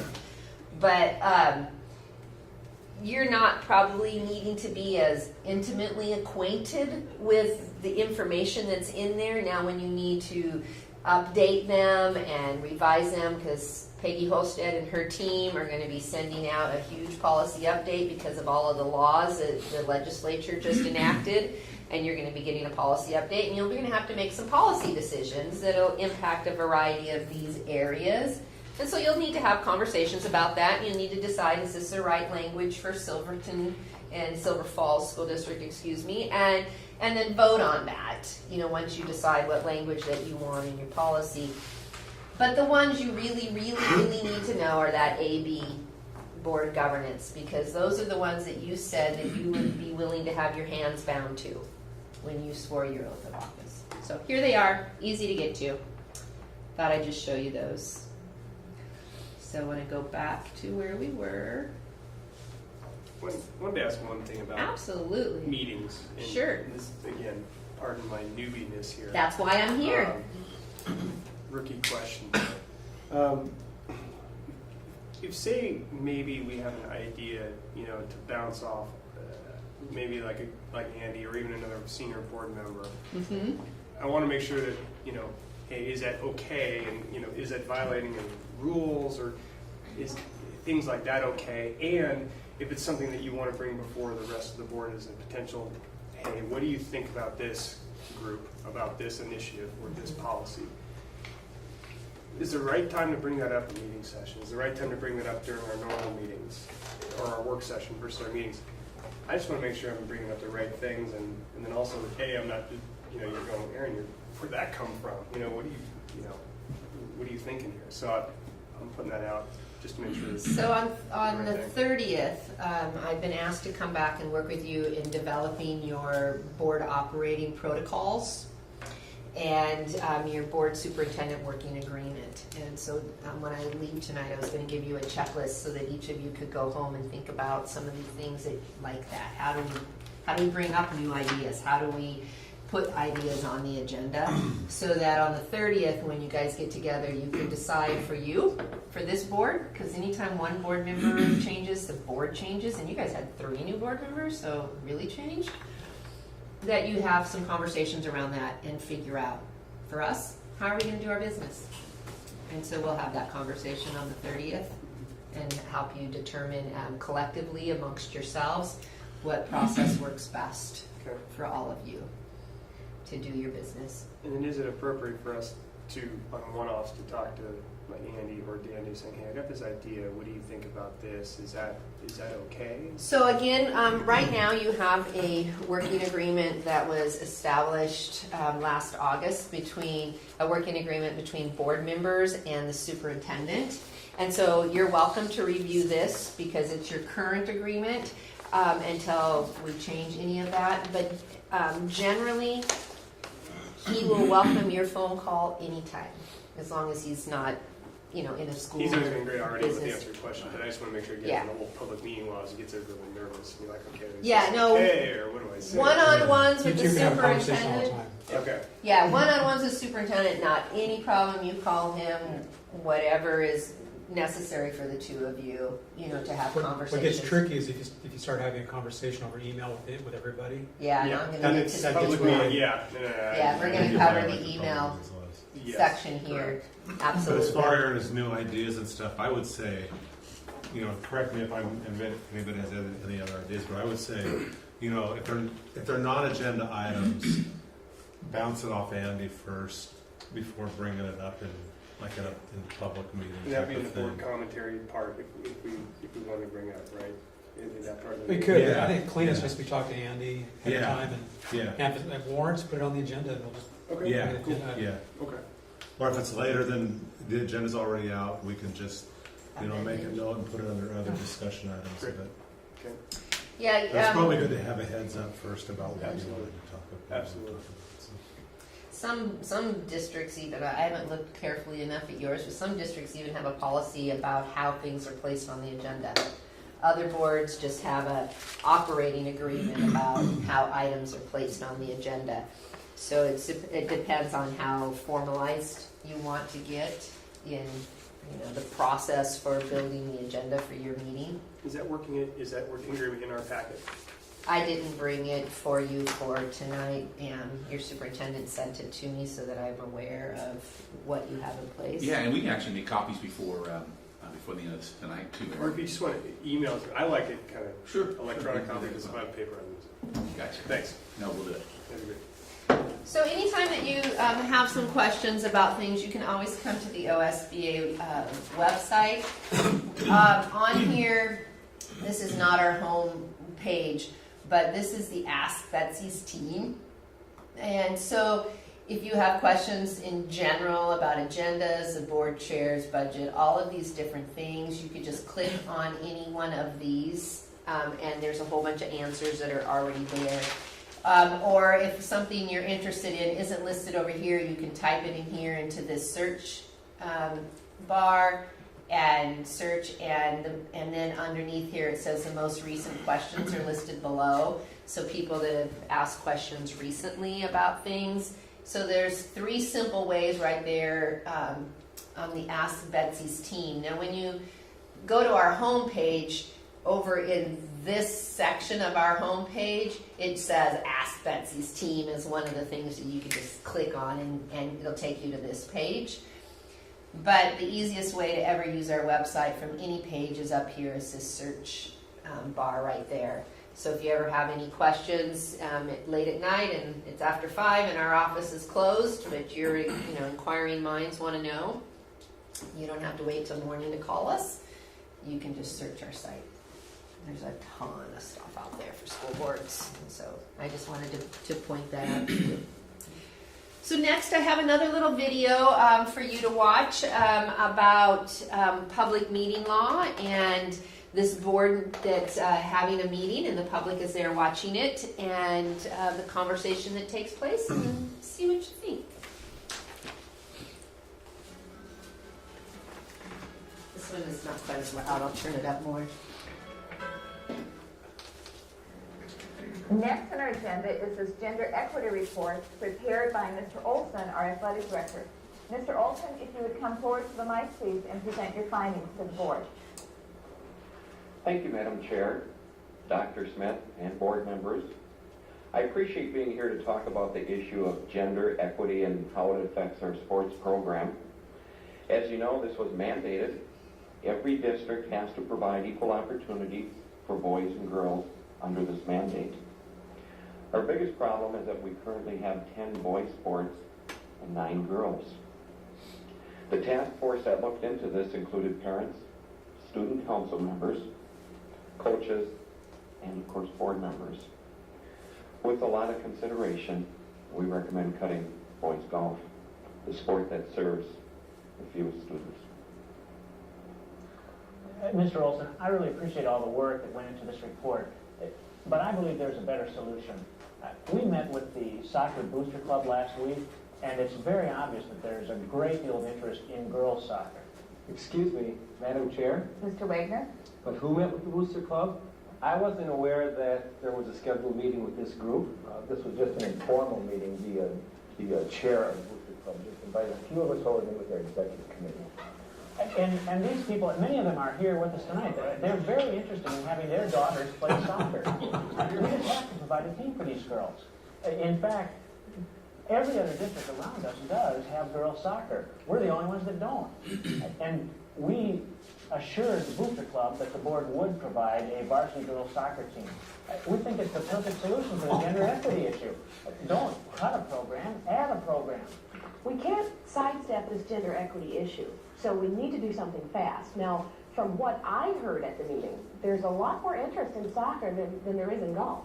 I think we should take Justin's recommendation, and it won't add more to the budget. This group already has a city recreational soccer program in place with more than 75 girls already participating. Now, they can provide a volunteer coach, and soccer will be a fairly inexpensive sport for the district to support. Before we make a formal decision, we need numbers on how much it would cost for soccer. Hey, what about this report? We put a lot of work in that.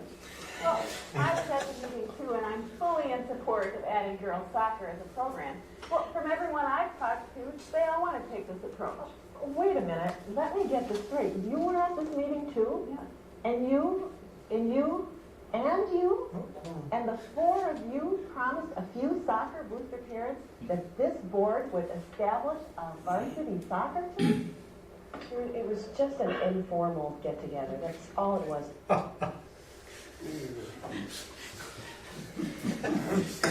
So what do you think? I like the coach. Hey! That was the AD. We had a board meeting. They had a board meeting. They had an illegal Yeah. board meeting. Yes. Had a quorum without without public notice. Sounds like we had a vote too. Yeah. Motion seconded and. Thankfully, it's not binding because it was at an illegal meeting.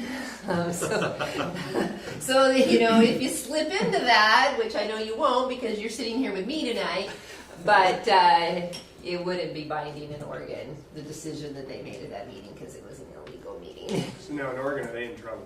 Oh yes, they are in trouble. And it's our Government Ethics Commission that investigates this, and usually what happens is somebody will complain to the AG, to the Attorney General's, is generally what happens. And that, you know, there's, I mean, you guys are on TV even, and so you start talking like that, who knows how many people are watching and hearing that, you know, an illegal meeting just took place that you guys won't do.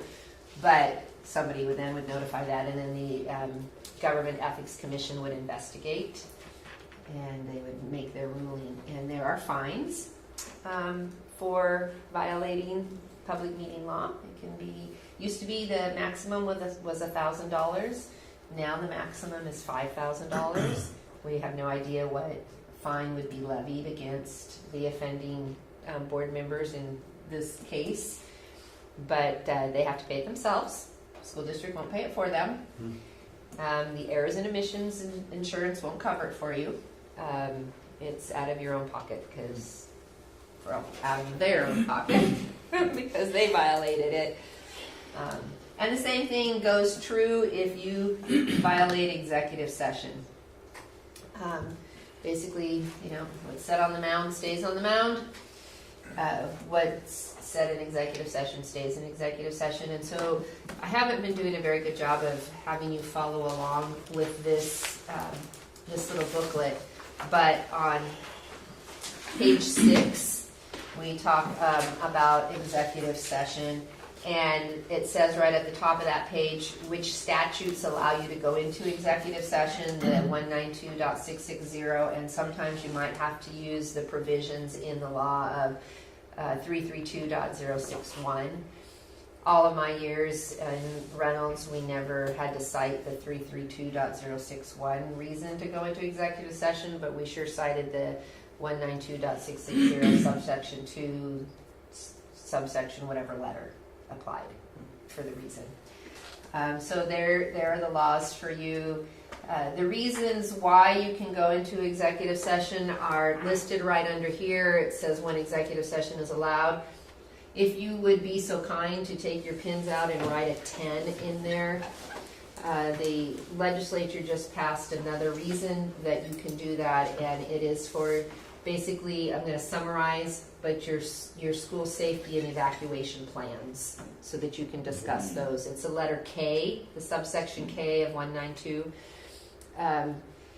so that the bad guys don't see what your evacuation plans are or your other plans, and so if they've given you those other reasons. But if the most common one that you go into executive session for is number 2 on this list, subsection B. The next one probably would be C, so that you can identify what you want to have happen in your labor negotiations. If you're engaged in real estate transactions, you know, you have that provision. And then if you have to consult with legal counsel regarding any current litigation or litigation that may be coming your way. Sometimes 2 and 6 get combined. You know, we had a teacher that got Reynolds High School teacher that got arrested when I was on the board. So we had an executive session about that so that we would know what happened and why he was arrested. But in that same meeting was our attorney, you know, so we were meeting with legal counsel because we wanted to make sure we didn't do any of this wrong and mess things up for the district or for this teacher or for the families that complain to the law about this teacher. So those are your reasons why you can go into executive session. Any questions scanning down through that list about any of those? I understand the media can be at the executive session. They can't report on anything that's in there. Correct. But they can ask you outside of it. Uh-huh. And if you say just one word, It allows them to report on everything. And that's how it could be known that you have violated the confidentiality of executive session and then could later end up sitting in front of the Government Ethics Commission. And we're going to talk about ethics a little bit later after we finish this public meeting law. So there's a couple of different reasons why you might ever have to sit in front of Government Ethics Commission like I had to. But it wasn't an executive session violation. So to clarify, that's why media is allowed in. I don't know what the Oregon legislature was thinking, what their why was when they allowed it. But one of the things it would definitely do is keep you on the correct topic.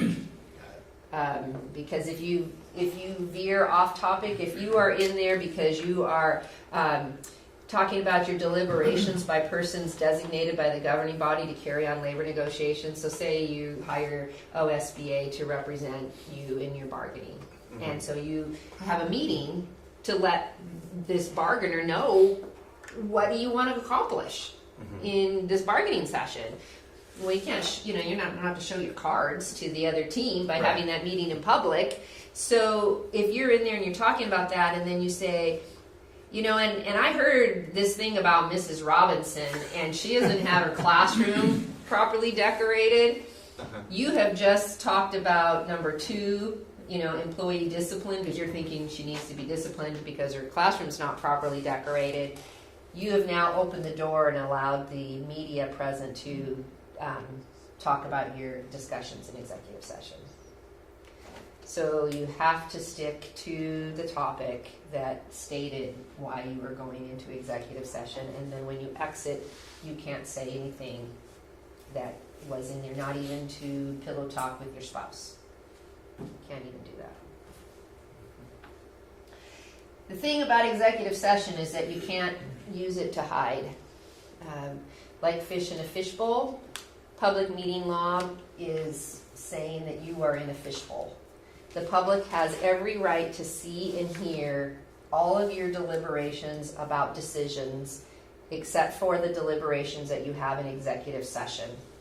You can't vote in executive session, but you can come to consensus around a subject. So say you're going to non-renew a teacher's contract, and that has to be decided by March 15th.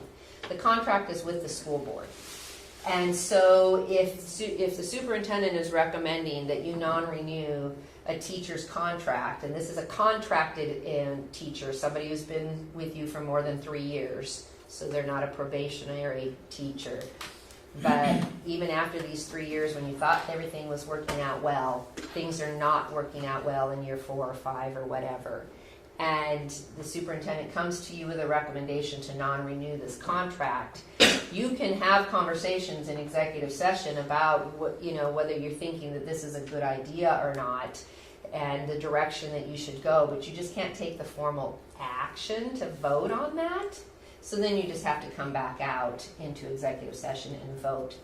And if that is the case, then most likely or not, your superintendent is going to give you some recommended motion language on how to state the motion so that it's stated correctly, and so you're not exposing anybody's name because of it being a personnel record. So if I were your teacher and you were going to non-renew my contract, by law you have to put me on a plan of assistance for a year. You can't just fire me. So I have some protections personnel-wise as your teacher. So, but you have to actually take some action as a board to non-renew a contract. So there has to be a way that you vote on that out in the open without exposing me. But then he or whomever is designated, probably my building principal, would then sit down and have a conversation with me, whatever your mechanism is, and say, we're non-renewing your contract, this is your plan of assistance, these are the things that you have to do. If you do them and you meet all of them, great, we'll reinstate your contract. If you don't, then in the next year we may let you go. So you could have the conversation about what you're going to do with me in executive session, but just can't vote in executive session. Does that make sense? But this you can't hide thing is, I remember I worked with this one board in Idaho. It's a big state. You won't know who they are. But I went and did a training like this with them, a pretty standard roles and responsibilities training, and we were talking about public meeting law and, you know, the executive session and whatnot, and they said, yeah, well, at our last meeting, we didn't know how to select who we wanted to select for the chairman. So we all got up and we went behind the curtain. There was they were like on a stage in a gym, and there literally was a curtain. So we went behind the curtain and we talked about it, and we came back out and we decided who was going to be the chairman, and I went, you can't do that! I just kind of freaked out. And they're like, we can't. And I was like, no, just because a conversation's hard to have, you still have to have it in the public. So you can't use executive session to hide. Yeah. Huh? Are you glad you weren't there, Andy? Well, the curtain, I mean, so you truly, I mean, They truly had a curtain. behind the curtain. They did. They truly had a curtain. I was like surprised. It was like Wow. in their gym or someplace that served as a, you know, the multi-purpose kind of room. Yeah. But Everybody, to the back. yeah.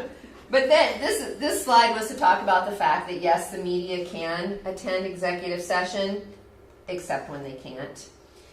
And the times when they can't is in instances of labor bargaining. So this number 3 up here, they do not have access to your executive session if you're going to talk about your bargaining. If you're going to talk about a student's medical records or something along those lines, exempt public records, they're not allowed in them. Nor are they allowed if the reason you're meeting in executive session is to deal with litigation with, say they worked for the Statesman Journal and you guys were in litigation with the Statesman Journal, then they're not allowed into that executive session either. So there's some provisions for when they're not allowed. And it's listed, the 4 reasons that it's listed are where it says media allowed unless, and there's those 4 reasons right down there. So this is a statute that it talks about, you see it up here is the second one, it talks about executive session, and it's for the purpose of a student expulsion. And so if you're expelling a student, they have a right to have that conversation take place privately. And all my years that I was on the board in Reynolds, we never had a student expulsion appealed to the board. Our superintendent handled all of that. We delegated that responsibility to the superintendent, and he made the final decision of whether or not a student was expelled. In Idaho, the board made every decision about a student expulsion. And so in some of those larger districts like Boise and Meridian and whatnot that have a lot of students, those boards had a lot of executive sessions to make decisions about expulsions. So if a student does get to that, and given that Andy has the responsibility to deal with the expulsions, they can appeal to the board then, that Yes. expulsion? We've had a number over the years. We've had a Oh, few. yeah. Okay, I was gonna ask my second question, does that happen often, or I would say often. Not often. once every couple of years? Yeah. Yeah, and like I said, I was 9.5 years and we never had one appealed to us, you know, after the superintendent has made the decision about the expulsion. But this is a provision that allows, this law right here is the one that allows it to be held in private unless the parents ask that it be held in public, which the parents can do. And I don't know necessarily why they would want something like that held in Visibility. public. They want more visibility. Mm-hmm. Especially if they think their kid doesn't deserve to be expelled or something, put public pressure on all of you to, not expel their student. But usually when you are in this kind of a capacity, when there's an appeal, the decision that you have to make in any kind of appeal instance like that is whether or not you uphold the superintendent's decision. That's ultimate. That's your ultimate question. And you look at all of the evidence, and then you make a decision. Did he make the right decision? Is the decision that you would make? It's not directly on the students. It's on. I'm sorry, It's did not you? directly based on the students. It's directly based on Andy's decision. Andy's decision that impacted the student. Right. Yeah, and you would have access to all of the evidence, just like any other judge. So the things that he looked at to make the decision about whether or not to expel the student, those exempt public records, you would have access to look at those. And you would be able to hear from the student's family, and there's a process, and if it came to that, more likely than not, you would have some legal counsel advising you. Have you in the past, Wally, when you've had to appeal those? Had legal counsel advising the board? Depends on the situation. Yeah. So yeah. We usually just have either Andy talk or the principals of the building that are involved talk, give their side, and the parents or the student give their side. And if that's served your needs, it saves you a lot of money because attorneys are expensive. We love you, Sarah, but you're expensive. So this is the slide where we just want to stress that you can't vote executive session except if you're voting about a student expulsion or you're looking at records, exact public records. But you can vote in executive session if you're looking at, if you're considering an expulsion. So you always have to state the reason that you're going into executive session. There's usually some kind of a little script that is read. You have to open your public meeting first. So like if, for example, you wanted to go into executive session tonight, you already opened your public meeting. You opened it officially. And if you were meeting solely, only for the purpose of meeting in executive session, you still have to open it publicly, just like you did. And then you read the statement, the board will now meet in executive session per ORS 192.660, subsection 2, subsection D, so that we can have deliberations for the person who's going to conduct our labor negotiations. And then you either close the doors and have, well, she can still be present, but she wouldn't live stream it. But, being media, she could still be present. But you would close the doors and any other persons would leave, except for the persons germane to the conversation. And then you would open them back up again, and if you needed to vote or whatnot, then you would vote, and then you would close the meeting. So if you have it, like I said, if you're meeting just to meet an executive session, a lot of boards I've found have been tripped up and confused about this, that they have to open a public meeting first. And it has to be noticed and all of that. Some of the common oops, some of the things that sometimes happen in executive session is that people get off track and they start, like talking about Mrs. Robinson, for example, or when they exit the room, the reporter gets them to kind of tricks them into saying something, and then that it opens it up. So you just kind of got to be really careful and understand the importance of the confidentiality of executive session. So can't stress that strong enough, even with your spouses. So phone meetings, sometimes there's a question about whether or not people can phone in and participate from a distance in a meeting, and yes, you can. It's legal in Oregon. You just have to do a speakerphone so that everybody can hear what the person on the phone is saying, and the person on the phone can hear what everybody else is saying. So Dandy can't just be having one phone over here and trying to relay the messages back and forth. Everybody has to be able to hear. But it's completely legal in Oregon. If you're going to look at student records, you have to have and I'm going to quote this, legitimate educational interest in order to look at student records and individual students' records. It's going to be really rare that you would ever have an instance to do this. Has that ever happened in your... no, other than, with expulsions. Yeah. So you probably wouldn't do this, but just know that if you do, it's confidential. Can't go back out and talk about these grades that Junior got once you leave the executive session. If you know them. You have received an email. Wow. Try to mix it up a little bit. Or behind the curtain. Right. Is that evil AOL? Yes, it is.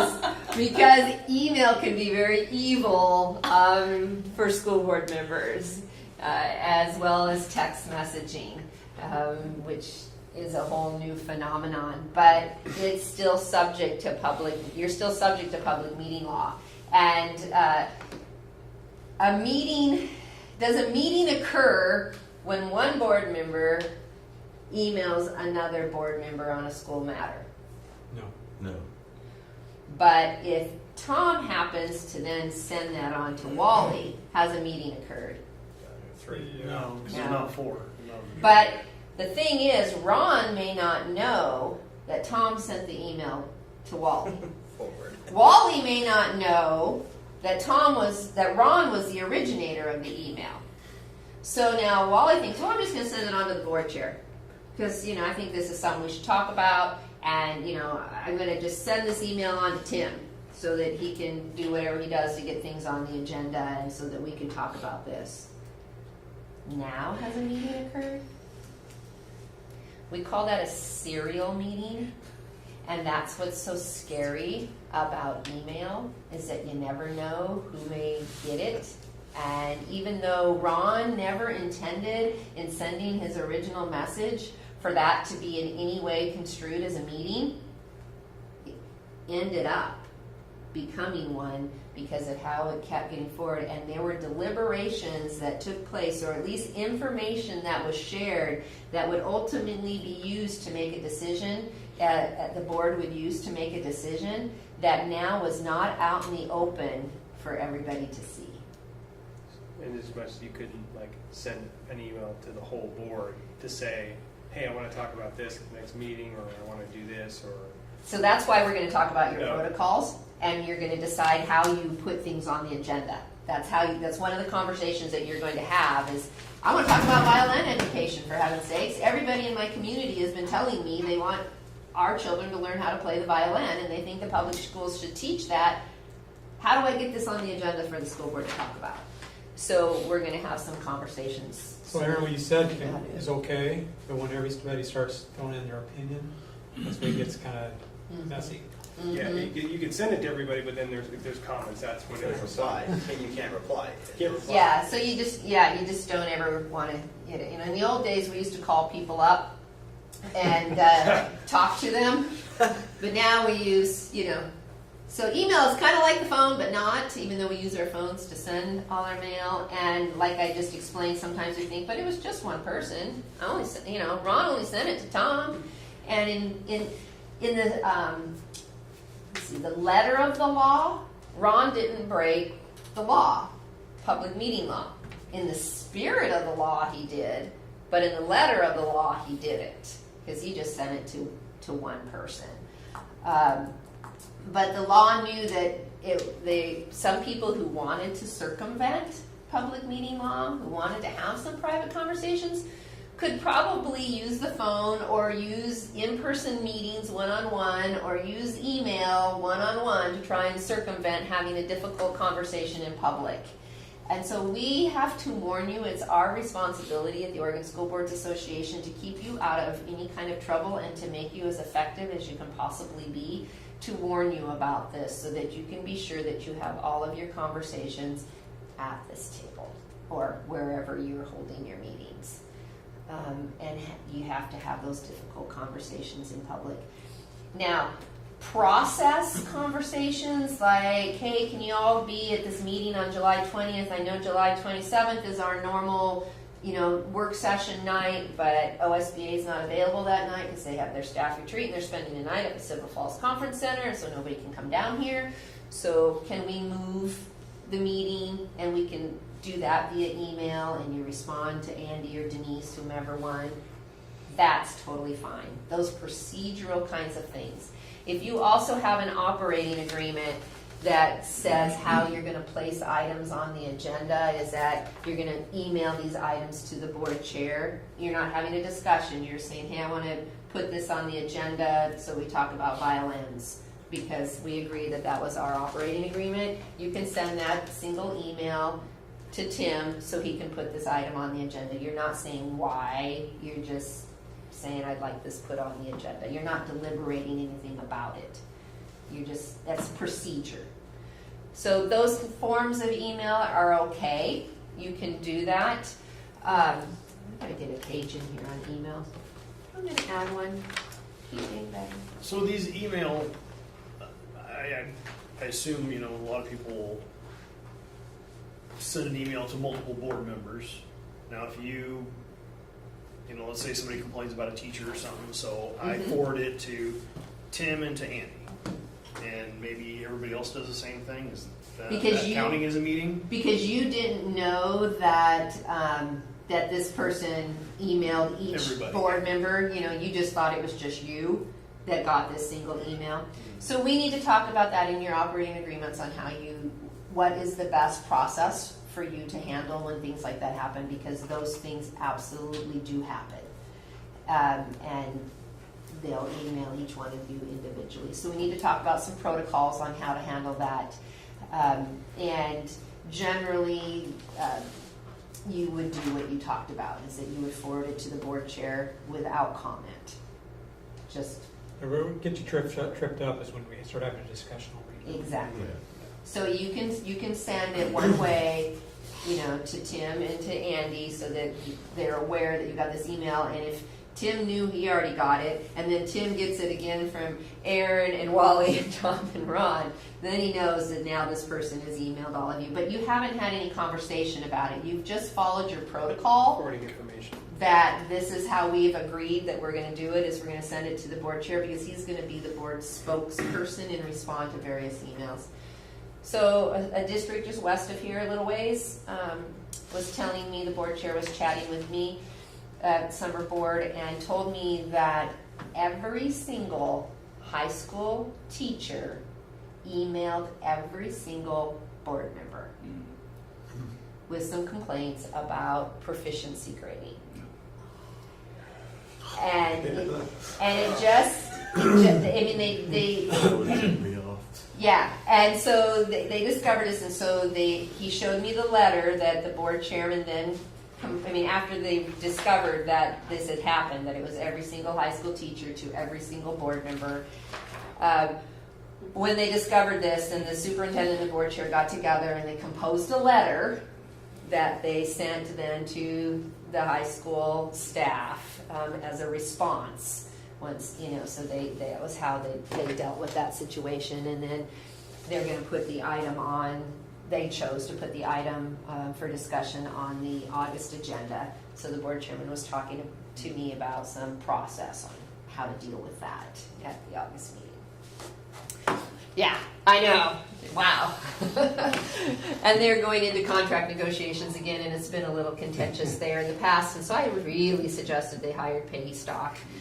I really think you should at least talk to her, even if you don't hire her. At least have a meeting with her and discuss whether or not you want to hire her, because that is definitely an inappropriate email use. But just as Wally was saying, really the catch is that when you start discussing things back and forth. So you start saying, you know, you want to put this agenda item on about violins, and then you strike up a conversation with Todd. So Todd, what do you think about violins? You know, are you hearing it in your community? You know, people saying that they want this, and you start kind of comparing notes about that. Then you've just violated public meeting law, and you've done it via email.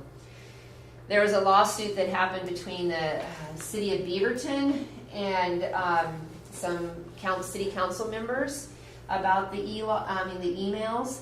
And the court ruled that they had to produce those emails, and they ended up losing, and it costed the city like $1.2 million or something like that in this violation. The city council members lost. And I think it was, I'd have to go back and look more closely at this situation. But what I'm just trying to share is that even if the email is on your own private personal home computer or your phone, and it's your own email address, it's not an email address from the school district, you may have to surrender that. Somebody, not Sarah, but somebody like Sarah would go through every single one of your emails just to see if there was any email that pertained to school district stuff, and that particular email would get pulled out. But all of your email would be gone through, your computer could be confiscated, taken away from you during that investigation time. And then if you're found guilty, you could have to pay a fine for violating public meeting law. So you just want to not use email. When it's okay to use email is some of the things that I was talking about. If the school district contacts you and says, hey, are you available for a meeting on July 20th and July 30th? Completely appropriate use. Hey, who wants to go to the OSBA annual convention in November? Let us know, who's interested in going. Send that back to us. You can send information one way, like we talked about, sending all of those letters to Tim because he's your board chair and he's going to be your spokesperson because that's what you agreed would be your protocol. If you've gone to a conference or a convention or something and you say, or you found some really cool article when you were surfing the web and you want to share that information, you can share that information one way. But that one starts to get a little tricky.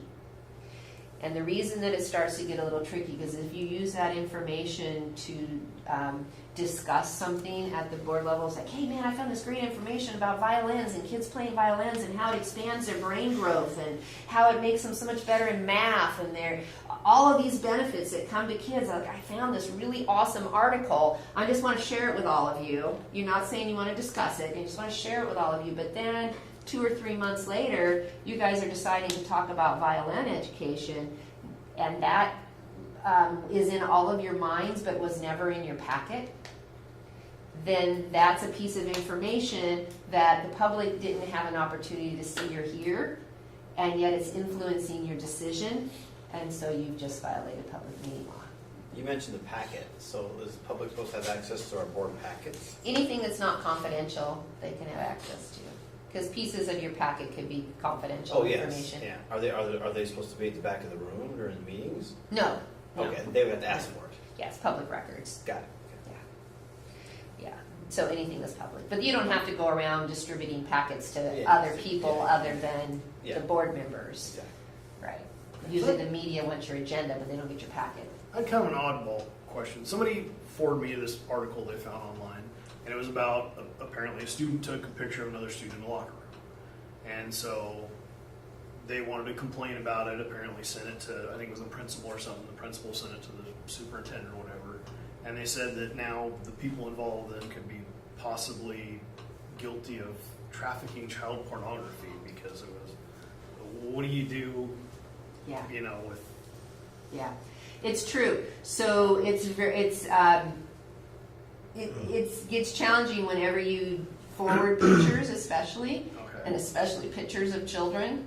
And if they're in any kind of a compromising situation like that, you don't want to send those things electronically. Okay. Yeah.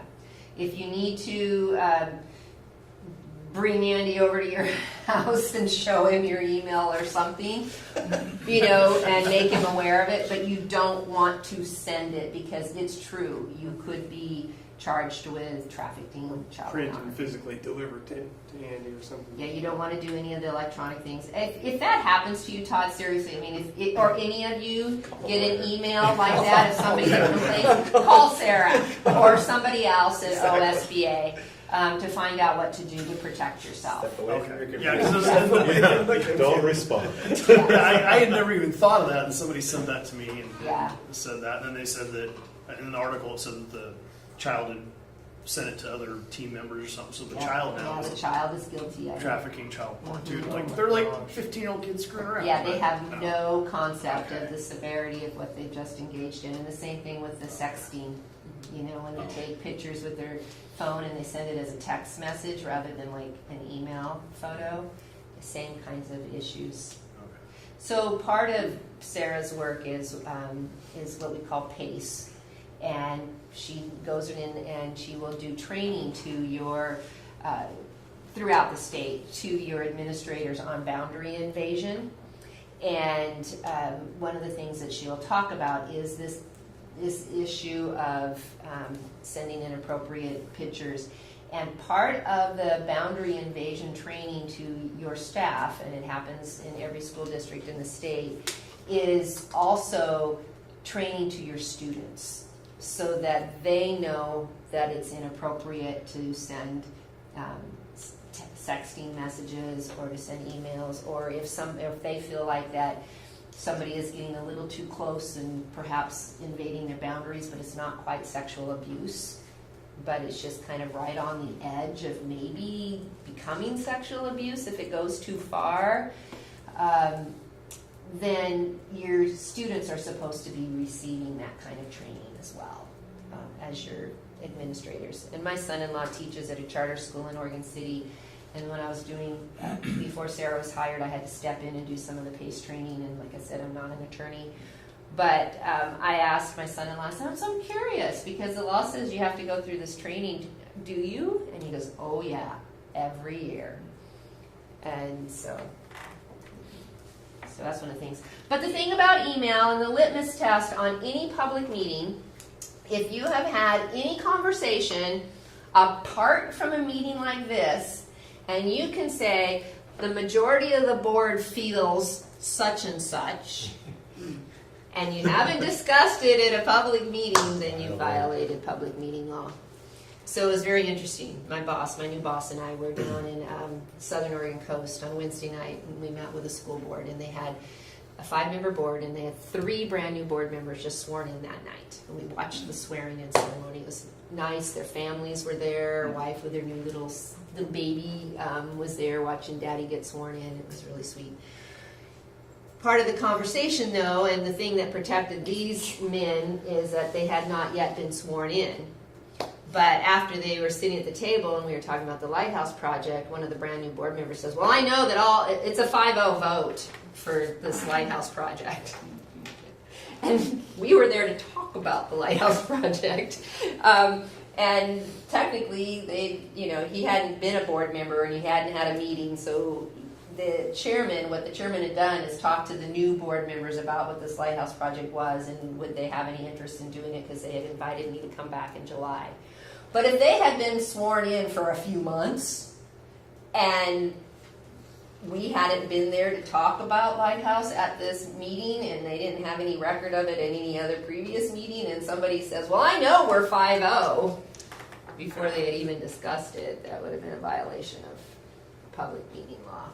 So when I go back and see them, I'm going to mention that to them. Not to be a stickler, but what if they would have said, I think we're 5-0? Is it? Well, then somebody could say, so why do you think that, Tom? Well, What's your evidence? Yeah. Well, I don't know, but we're just saying what we think because we haven't officially had the vote. Can you speculate? Well, you could speculate based on conversation that you had at the table, but they hadn't had any conversation yet. Got it. Well, yeah. And that's just being... And he didn't say, I think. He said, I know that we're 5-0 on this. Yeah, okay. And so, and my new boss is a former superintendent. So his ears really perked up on that one. Yeah. But they hadn't been sworn in. They had conversations before they had ever been sworn in as board members. Okay. Because, give you a little backstory, I had been down there in March to talk to the chairman and the superintendent about this. And did they think this is something that they would be interested in? And he said, could you please come back in July, because I know that we're going to have 3 new board members, because we have 3 that are going off and they're not returning.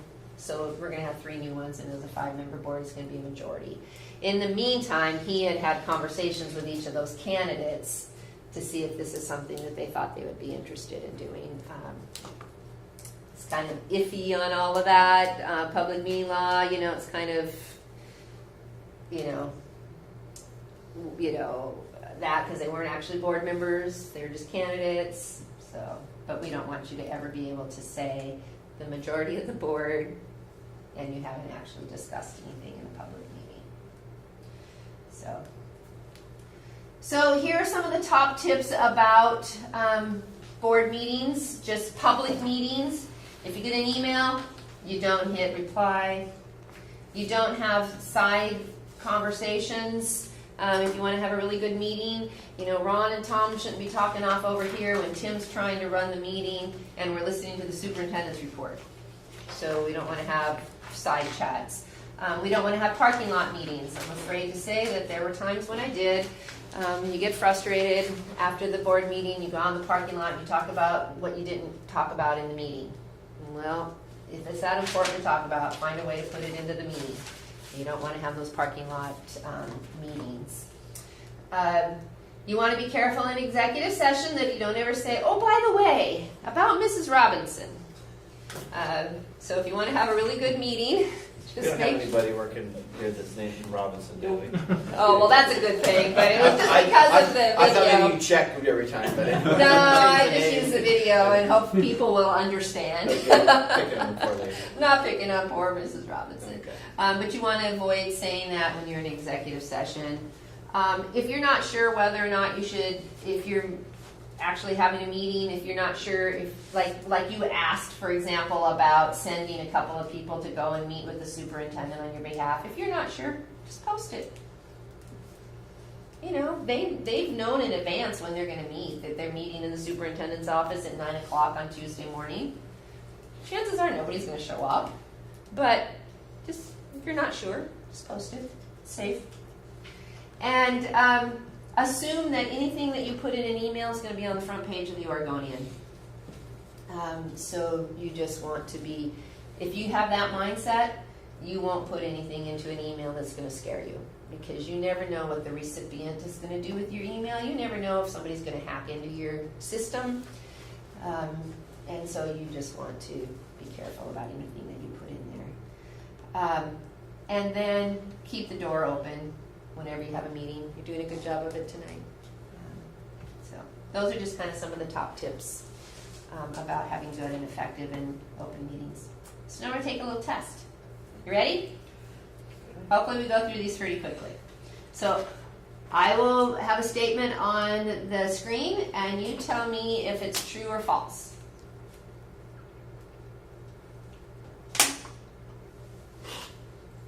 False. False. Good job. It is false, because you can't meet in executive session. Here's the law that gives you that provision right there. How about this one?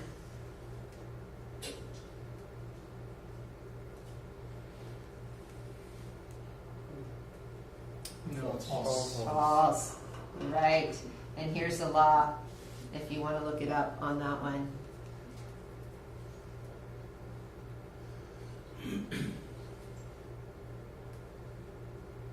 Assuming that's true. I would say true. Physically, it has to be open. I'd say false. So we have some true, we have some false. So I heard that we assume it's true for some people. I think it's true. Adrian? I don't know. Think it's I'm true? not sure. You're not sure? It's false. And here's the law on that one. You can hold training outside of your district. So if you wanted to go to, some fancy pants hotel somewhere, yeah, I know. Let's go there. How come we're not doing training there? Come on, Andy. Yeah. The 30th. Can we go there on the 30th? Remember your headline news? Headline Perhaps you can wait. Be done by then. So you can do training outside your district, and if you're meeting with a neighboring school district. I remember a time in Reynolds when Gresham, Barlow, Centennial, and Reynolds boards all met together. We had the largest space at the time, so they all came over and met in our district. But if it had happened that we met in Gresham, Barlow, or Centennial, it's legal. You just post it that the board is meeting and they're meeting in this other jurisdiction. So you're not limited to the topics? You have to state the agenda and the principal reasons why you are meeting, and it has to go in your notice has to say where you're meeting, and your agenda has to state the principal subjects. And some districts use their agenda as their notice for a meeting, and so then they've accomplished both in one document. So Renee, I'm sorry, so the reference on the first page, or page 5, about within district boundaries, that there's some discretion to that. Under regular meetings, letter D. Uh-huh. Special meetings, letter Yes, D. within district boundaries. Yes, there are some exceptions to that. Yeah. So training is an exception, or if you're meeting with another nearby school district or city council or something. But if it's a city council, it's probably going to be in your district. You can't just have a regular meeting outside of Yeah. Or just to get away. yeah, just to get away. Hide behind the curtain. We're going to go meet in Salem. Yeah. So this one. I just kind of told you this one. You should know this one.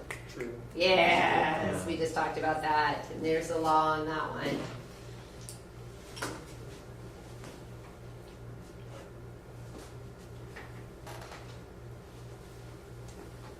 False. False. You don't have to do it in the newspaper. Put it. Bingo, What is it? correct. You can do it electronically or on the website. It's It has to be consistent and it has to be accessible to everybody. So a lot of places do notice it on the website like you did, that says it's going to be the second Monday of every month and the fourth Monday of every month. And some people also do a physical posting somewhere, depending on the community size. You know, That used to be the case, though, didn't it, years ago? the newspaper, yeah. Yeah. Yeah. We do it at the schools, don't we? Do they post it up at the Post schools? it each on schools. Yeah. Staff Yeah. news. Some Offices. people like do a post office. I mean, it Yeah. just depends on the community Yeah, be size. consistent, yeah. You know, you could do it like that too if you want to. That's the notice board for town. You can put it up there. Profs. Good luck, but Right. you could.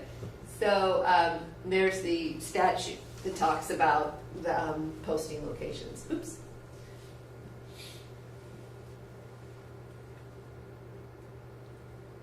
True. You're right, it's true. And there are the two laws that talk about that. True. Yep. And there are the statutes that talk about that. False. Correct. They have to be notified, even if that's the only thing you're gonna do is executive session. Because you have to open it to the public at the beginning anyway. Yep. And close it. Yep. Has to be open to publicly, and then you state the reason why you move into executive session. And then you come back out and close the meeting. Because if you were gonna vote on something, then you would have had that on your agenda, but this is just for the purpose of executive session. There's your law that gives you the provision to do that.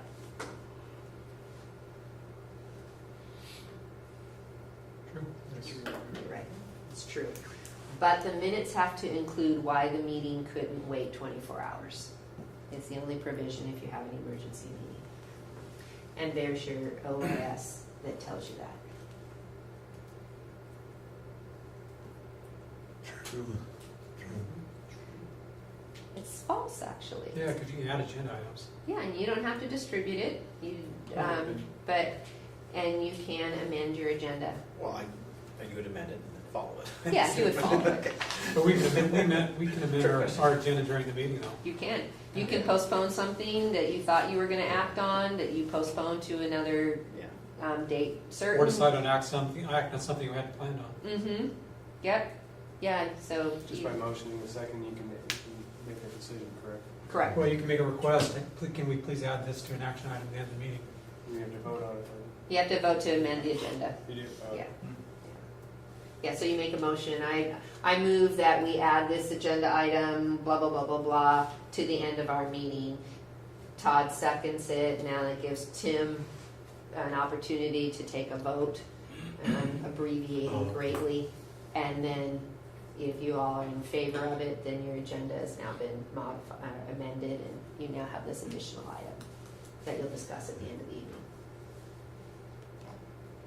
So there's your ORS for that. This isn't you, Fremont County. True. Is true. So a board secretary asked me, so if we're in executive session and I'm the board secretary and I take the minutes, but they ask me to leave, what happens with the minutes? And I said, well, the board is still responsible to ensure that minutes are taken, so they'll have to appoint somebody to take the minutes in that gap until you're called back in. And I think it's kind of unusual that you would ever ask the board secretary to leave, but apparently that must have happened to her. And so I said, well, they still are, because here's a law that says that you have to the board has to provide for minutes.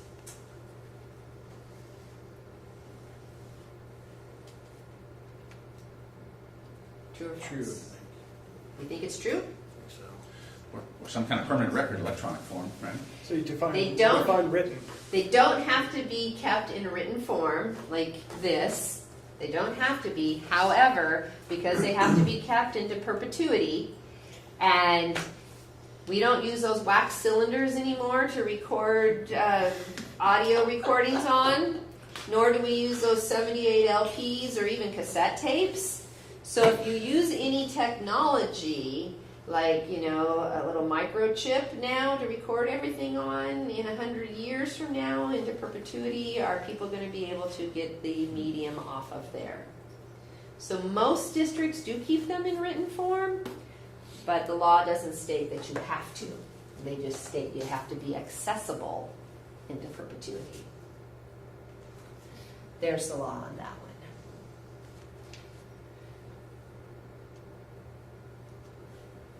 It's true. The rest of you, we heard from one. The rest of you have an opinion? I'm gonna say true. So generally in Robert's rules, for large bodies, a chairman doesn't vote unless it's to break a tie. But you are a small body, and in Robert's rules, the chairman does vote. However, in Oregon, there's no differentiation between the chairman and any other board member. So chairmen are required to vote, just like anybody else in Oregon. Oh, okay. Define large and small. Over 12 and under 12. Okay. 12, so according to Robert's rules. Your school district size was just determined by your community when you became a school district and you decided if you were 5 members, 7 members, 9 members, whatever. And so in order to change that, you'd have to go through a whole bunch of legal hoops that I wouldn't recommend.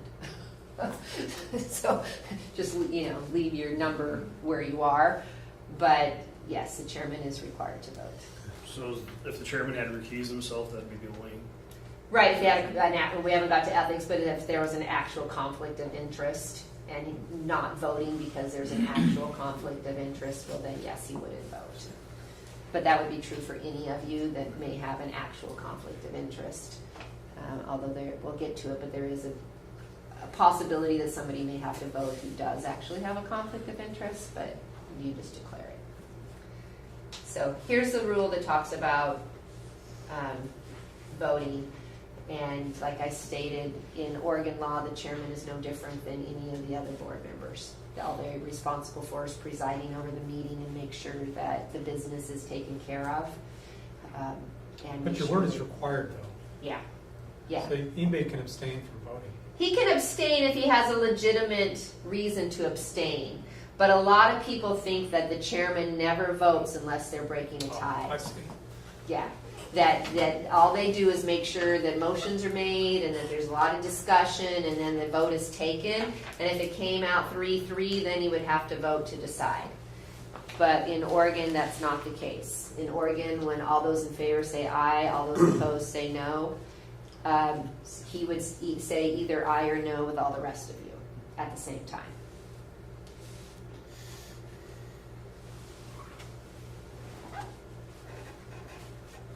True. It is true. It is true. And there is the law that talks about that.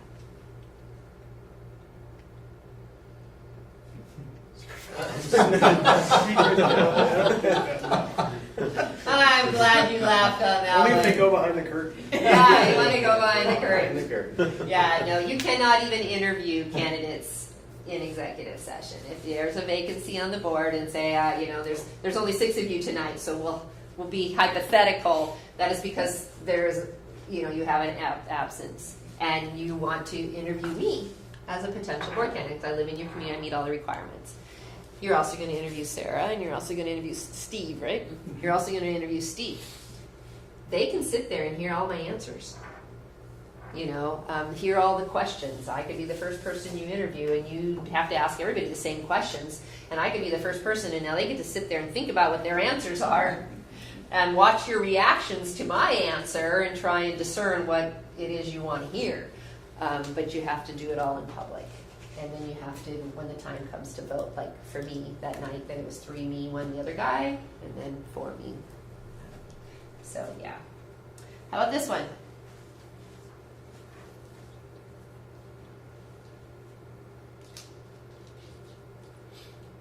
That's true. That's false. If it's an expulsion or something like that. Yep. Good One call. exception. Good call. You're right. It is, and there's the ORS that talks about that.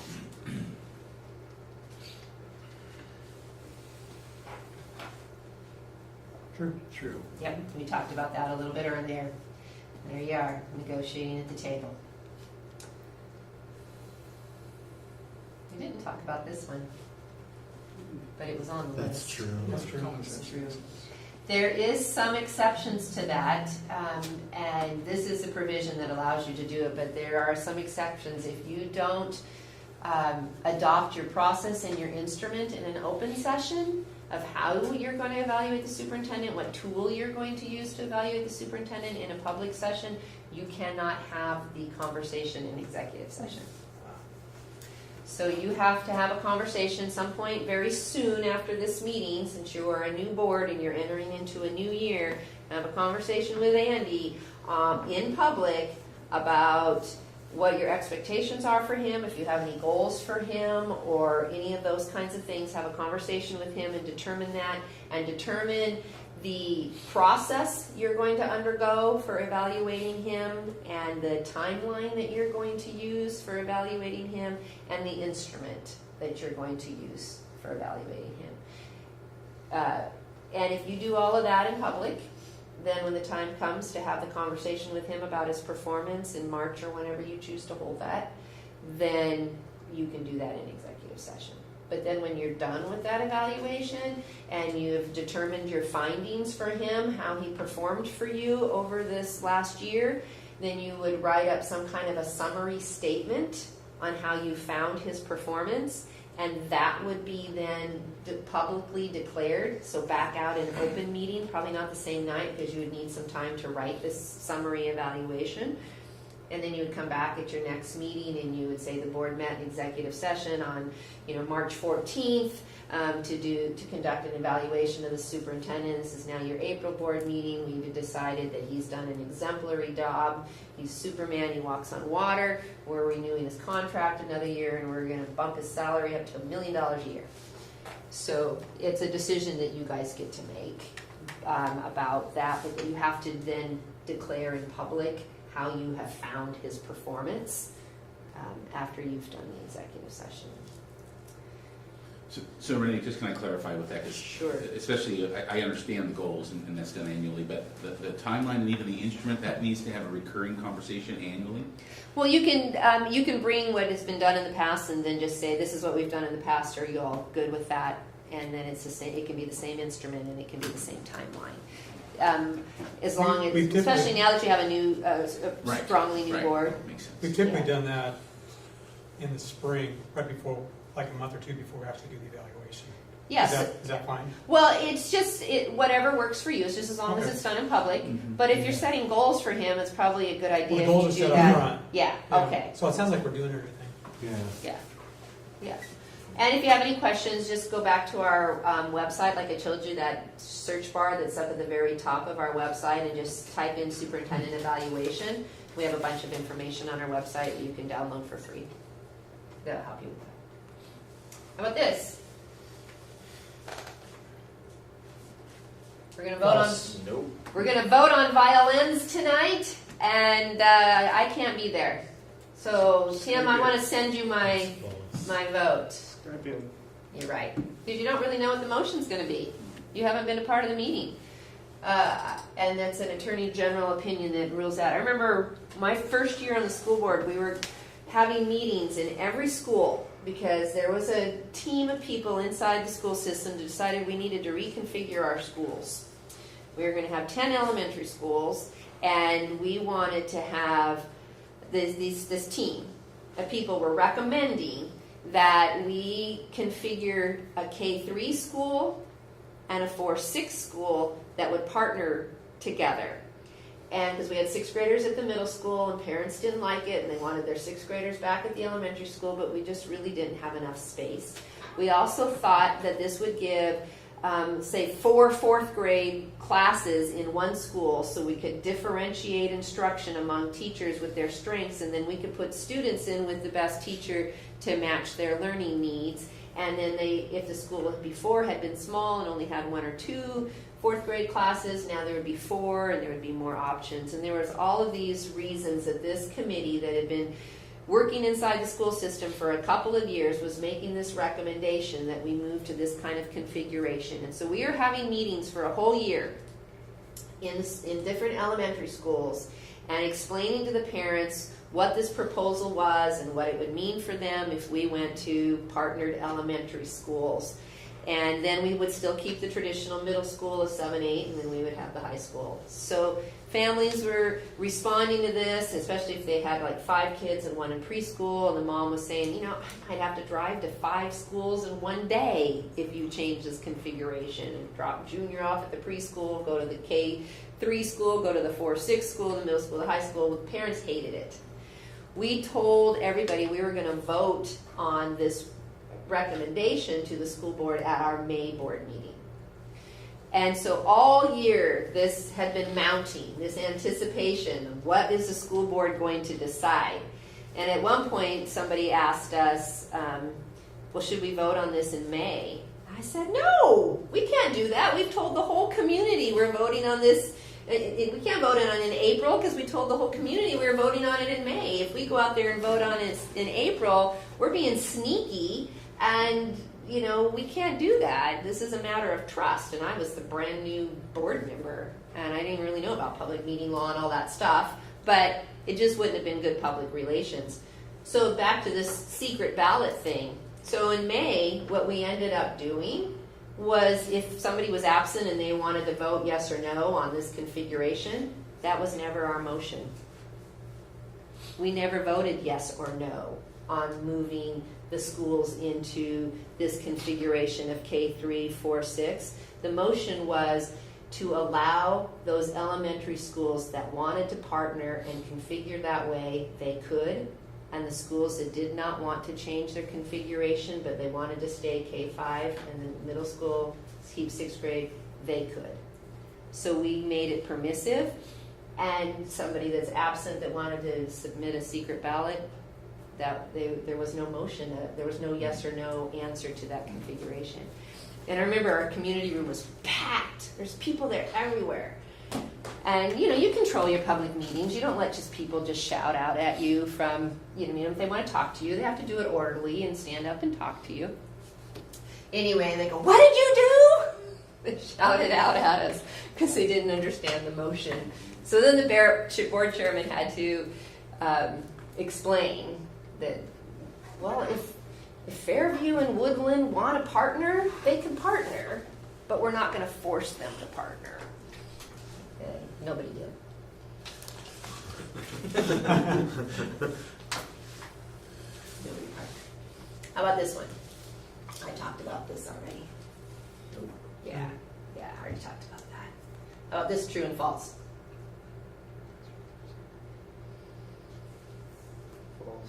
False. Right on. We talk about that really early in the night. There's a law that talks about that one. How about this one?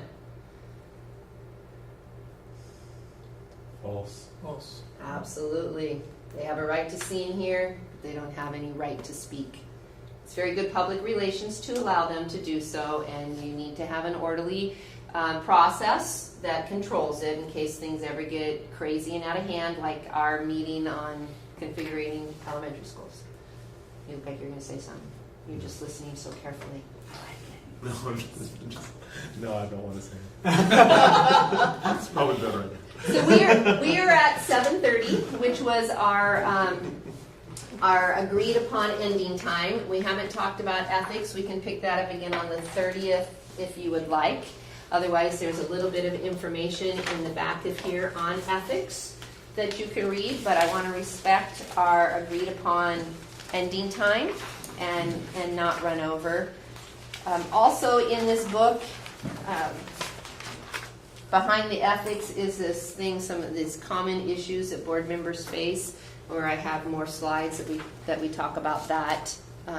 So we can pick some of that up on the 30th if you would like. Behind that are a bunch of policies and some more additional information for you that is good for new board members to have. But I know that one of the other things that we wanted to accomplish on the 30th was to talk about your working agreement. You've had one here that identifies how you're going to operate with your superintendent. It's a good agreement. I don't have any problems with it, but just that we were going to talk about it, and I said I was going to give you a worksheet so that you can take this with you. For example, when we hired a new superintendent in Reynolds, and I was the chairman the first year that he was in our district.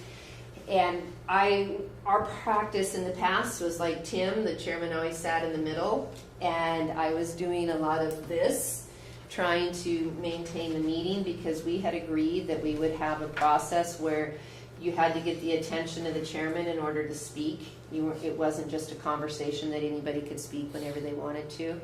And our room was set up kind of it had a row of 7 chairs here, and then it had a table that bent down to the side, and there was space for the board secretary and the superintendent to sit. And I got tired of doing this stuff. It was just really hard to manage the meeting. So I switched it up as a chairman, and I sat at the end so I could see the entire line, and I could see the superintendent and the board secretary, and I could see the entire audience, so that then I didn't get whiplash and I could run the meeting. It was hard on our brand new superintendent because he came from a much smaller district, and he was used to always sitting in right next to his chairman and giving his chairman a lot of advice. But he got used to it pretty quickly. Found out that we were a pretty sophisticated board and we could run a meeting okay and didn't need our hands held. But he didn't know us very well yet because he had just come, and he had come from a smaller system. So one of the first things on here is the physical setup of the room.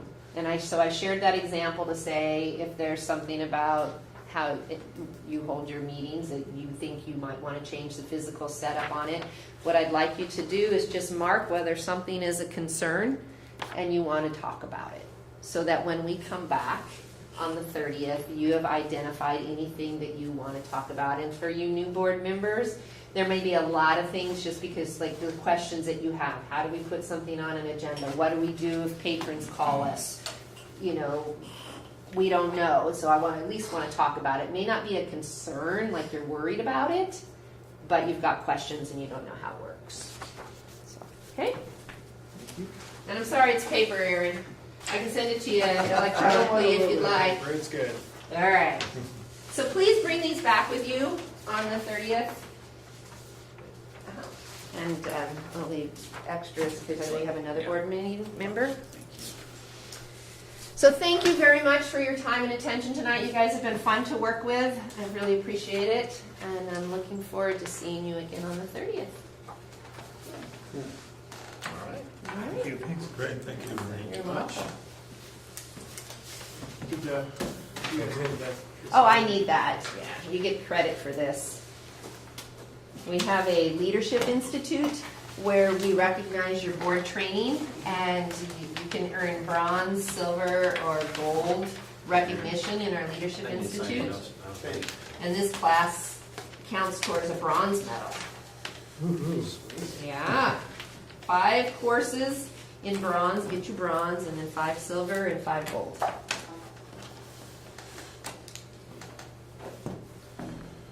Thank you, Renee, this was wonderful. Thank you. You're welcome. Thank you very much. You're welcome. It was my pleasure. And Thank we're you for adjourned. inviting me. And we are adjourned.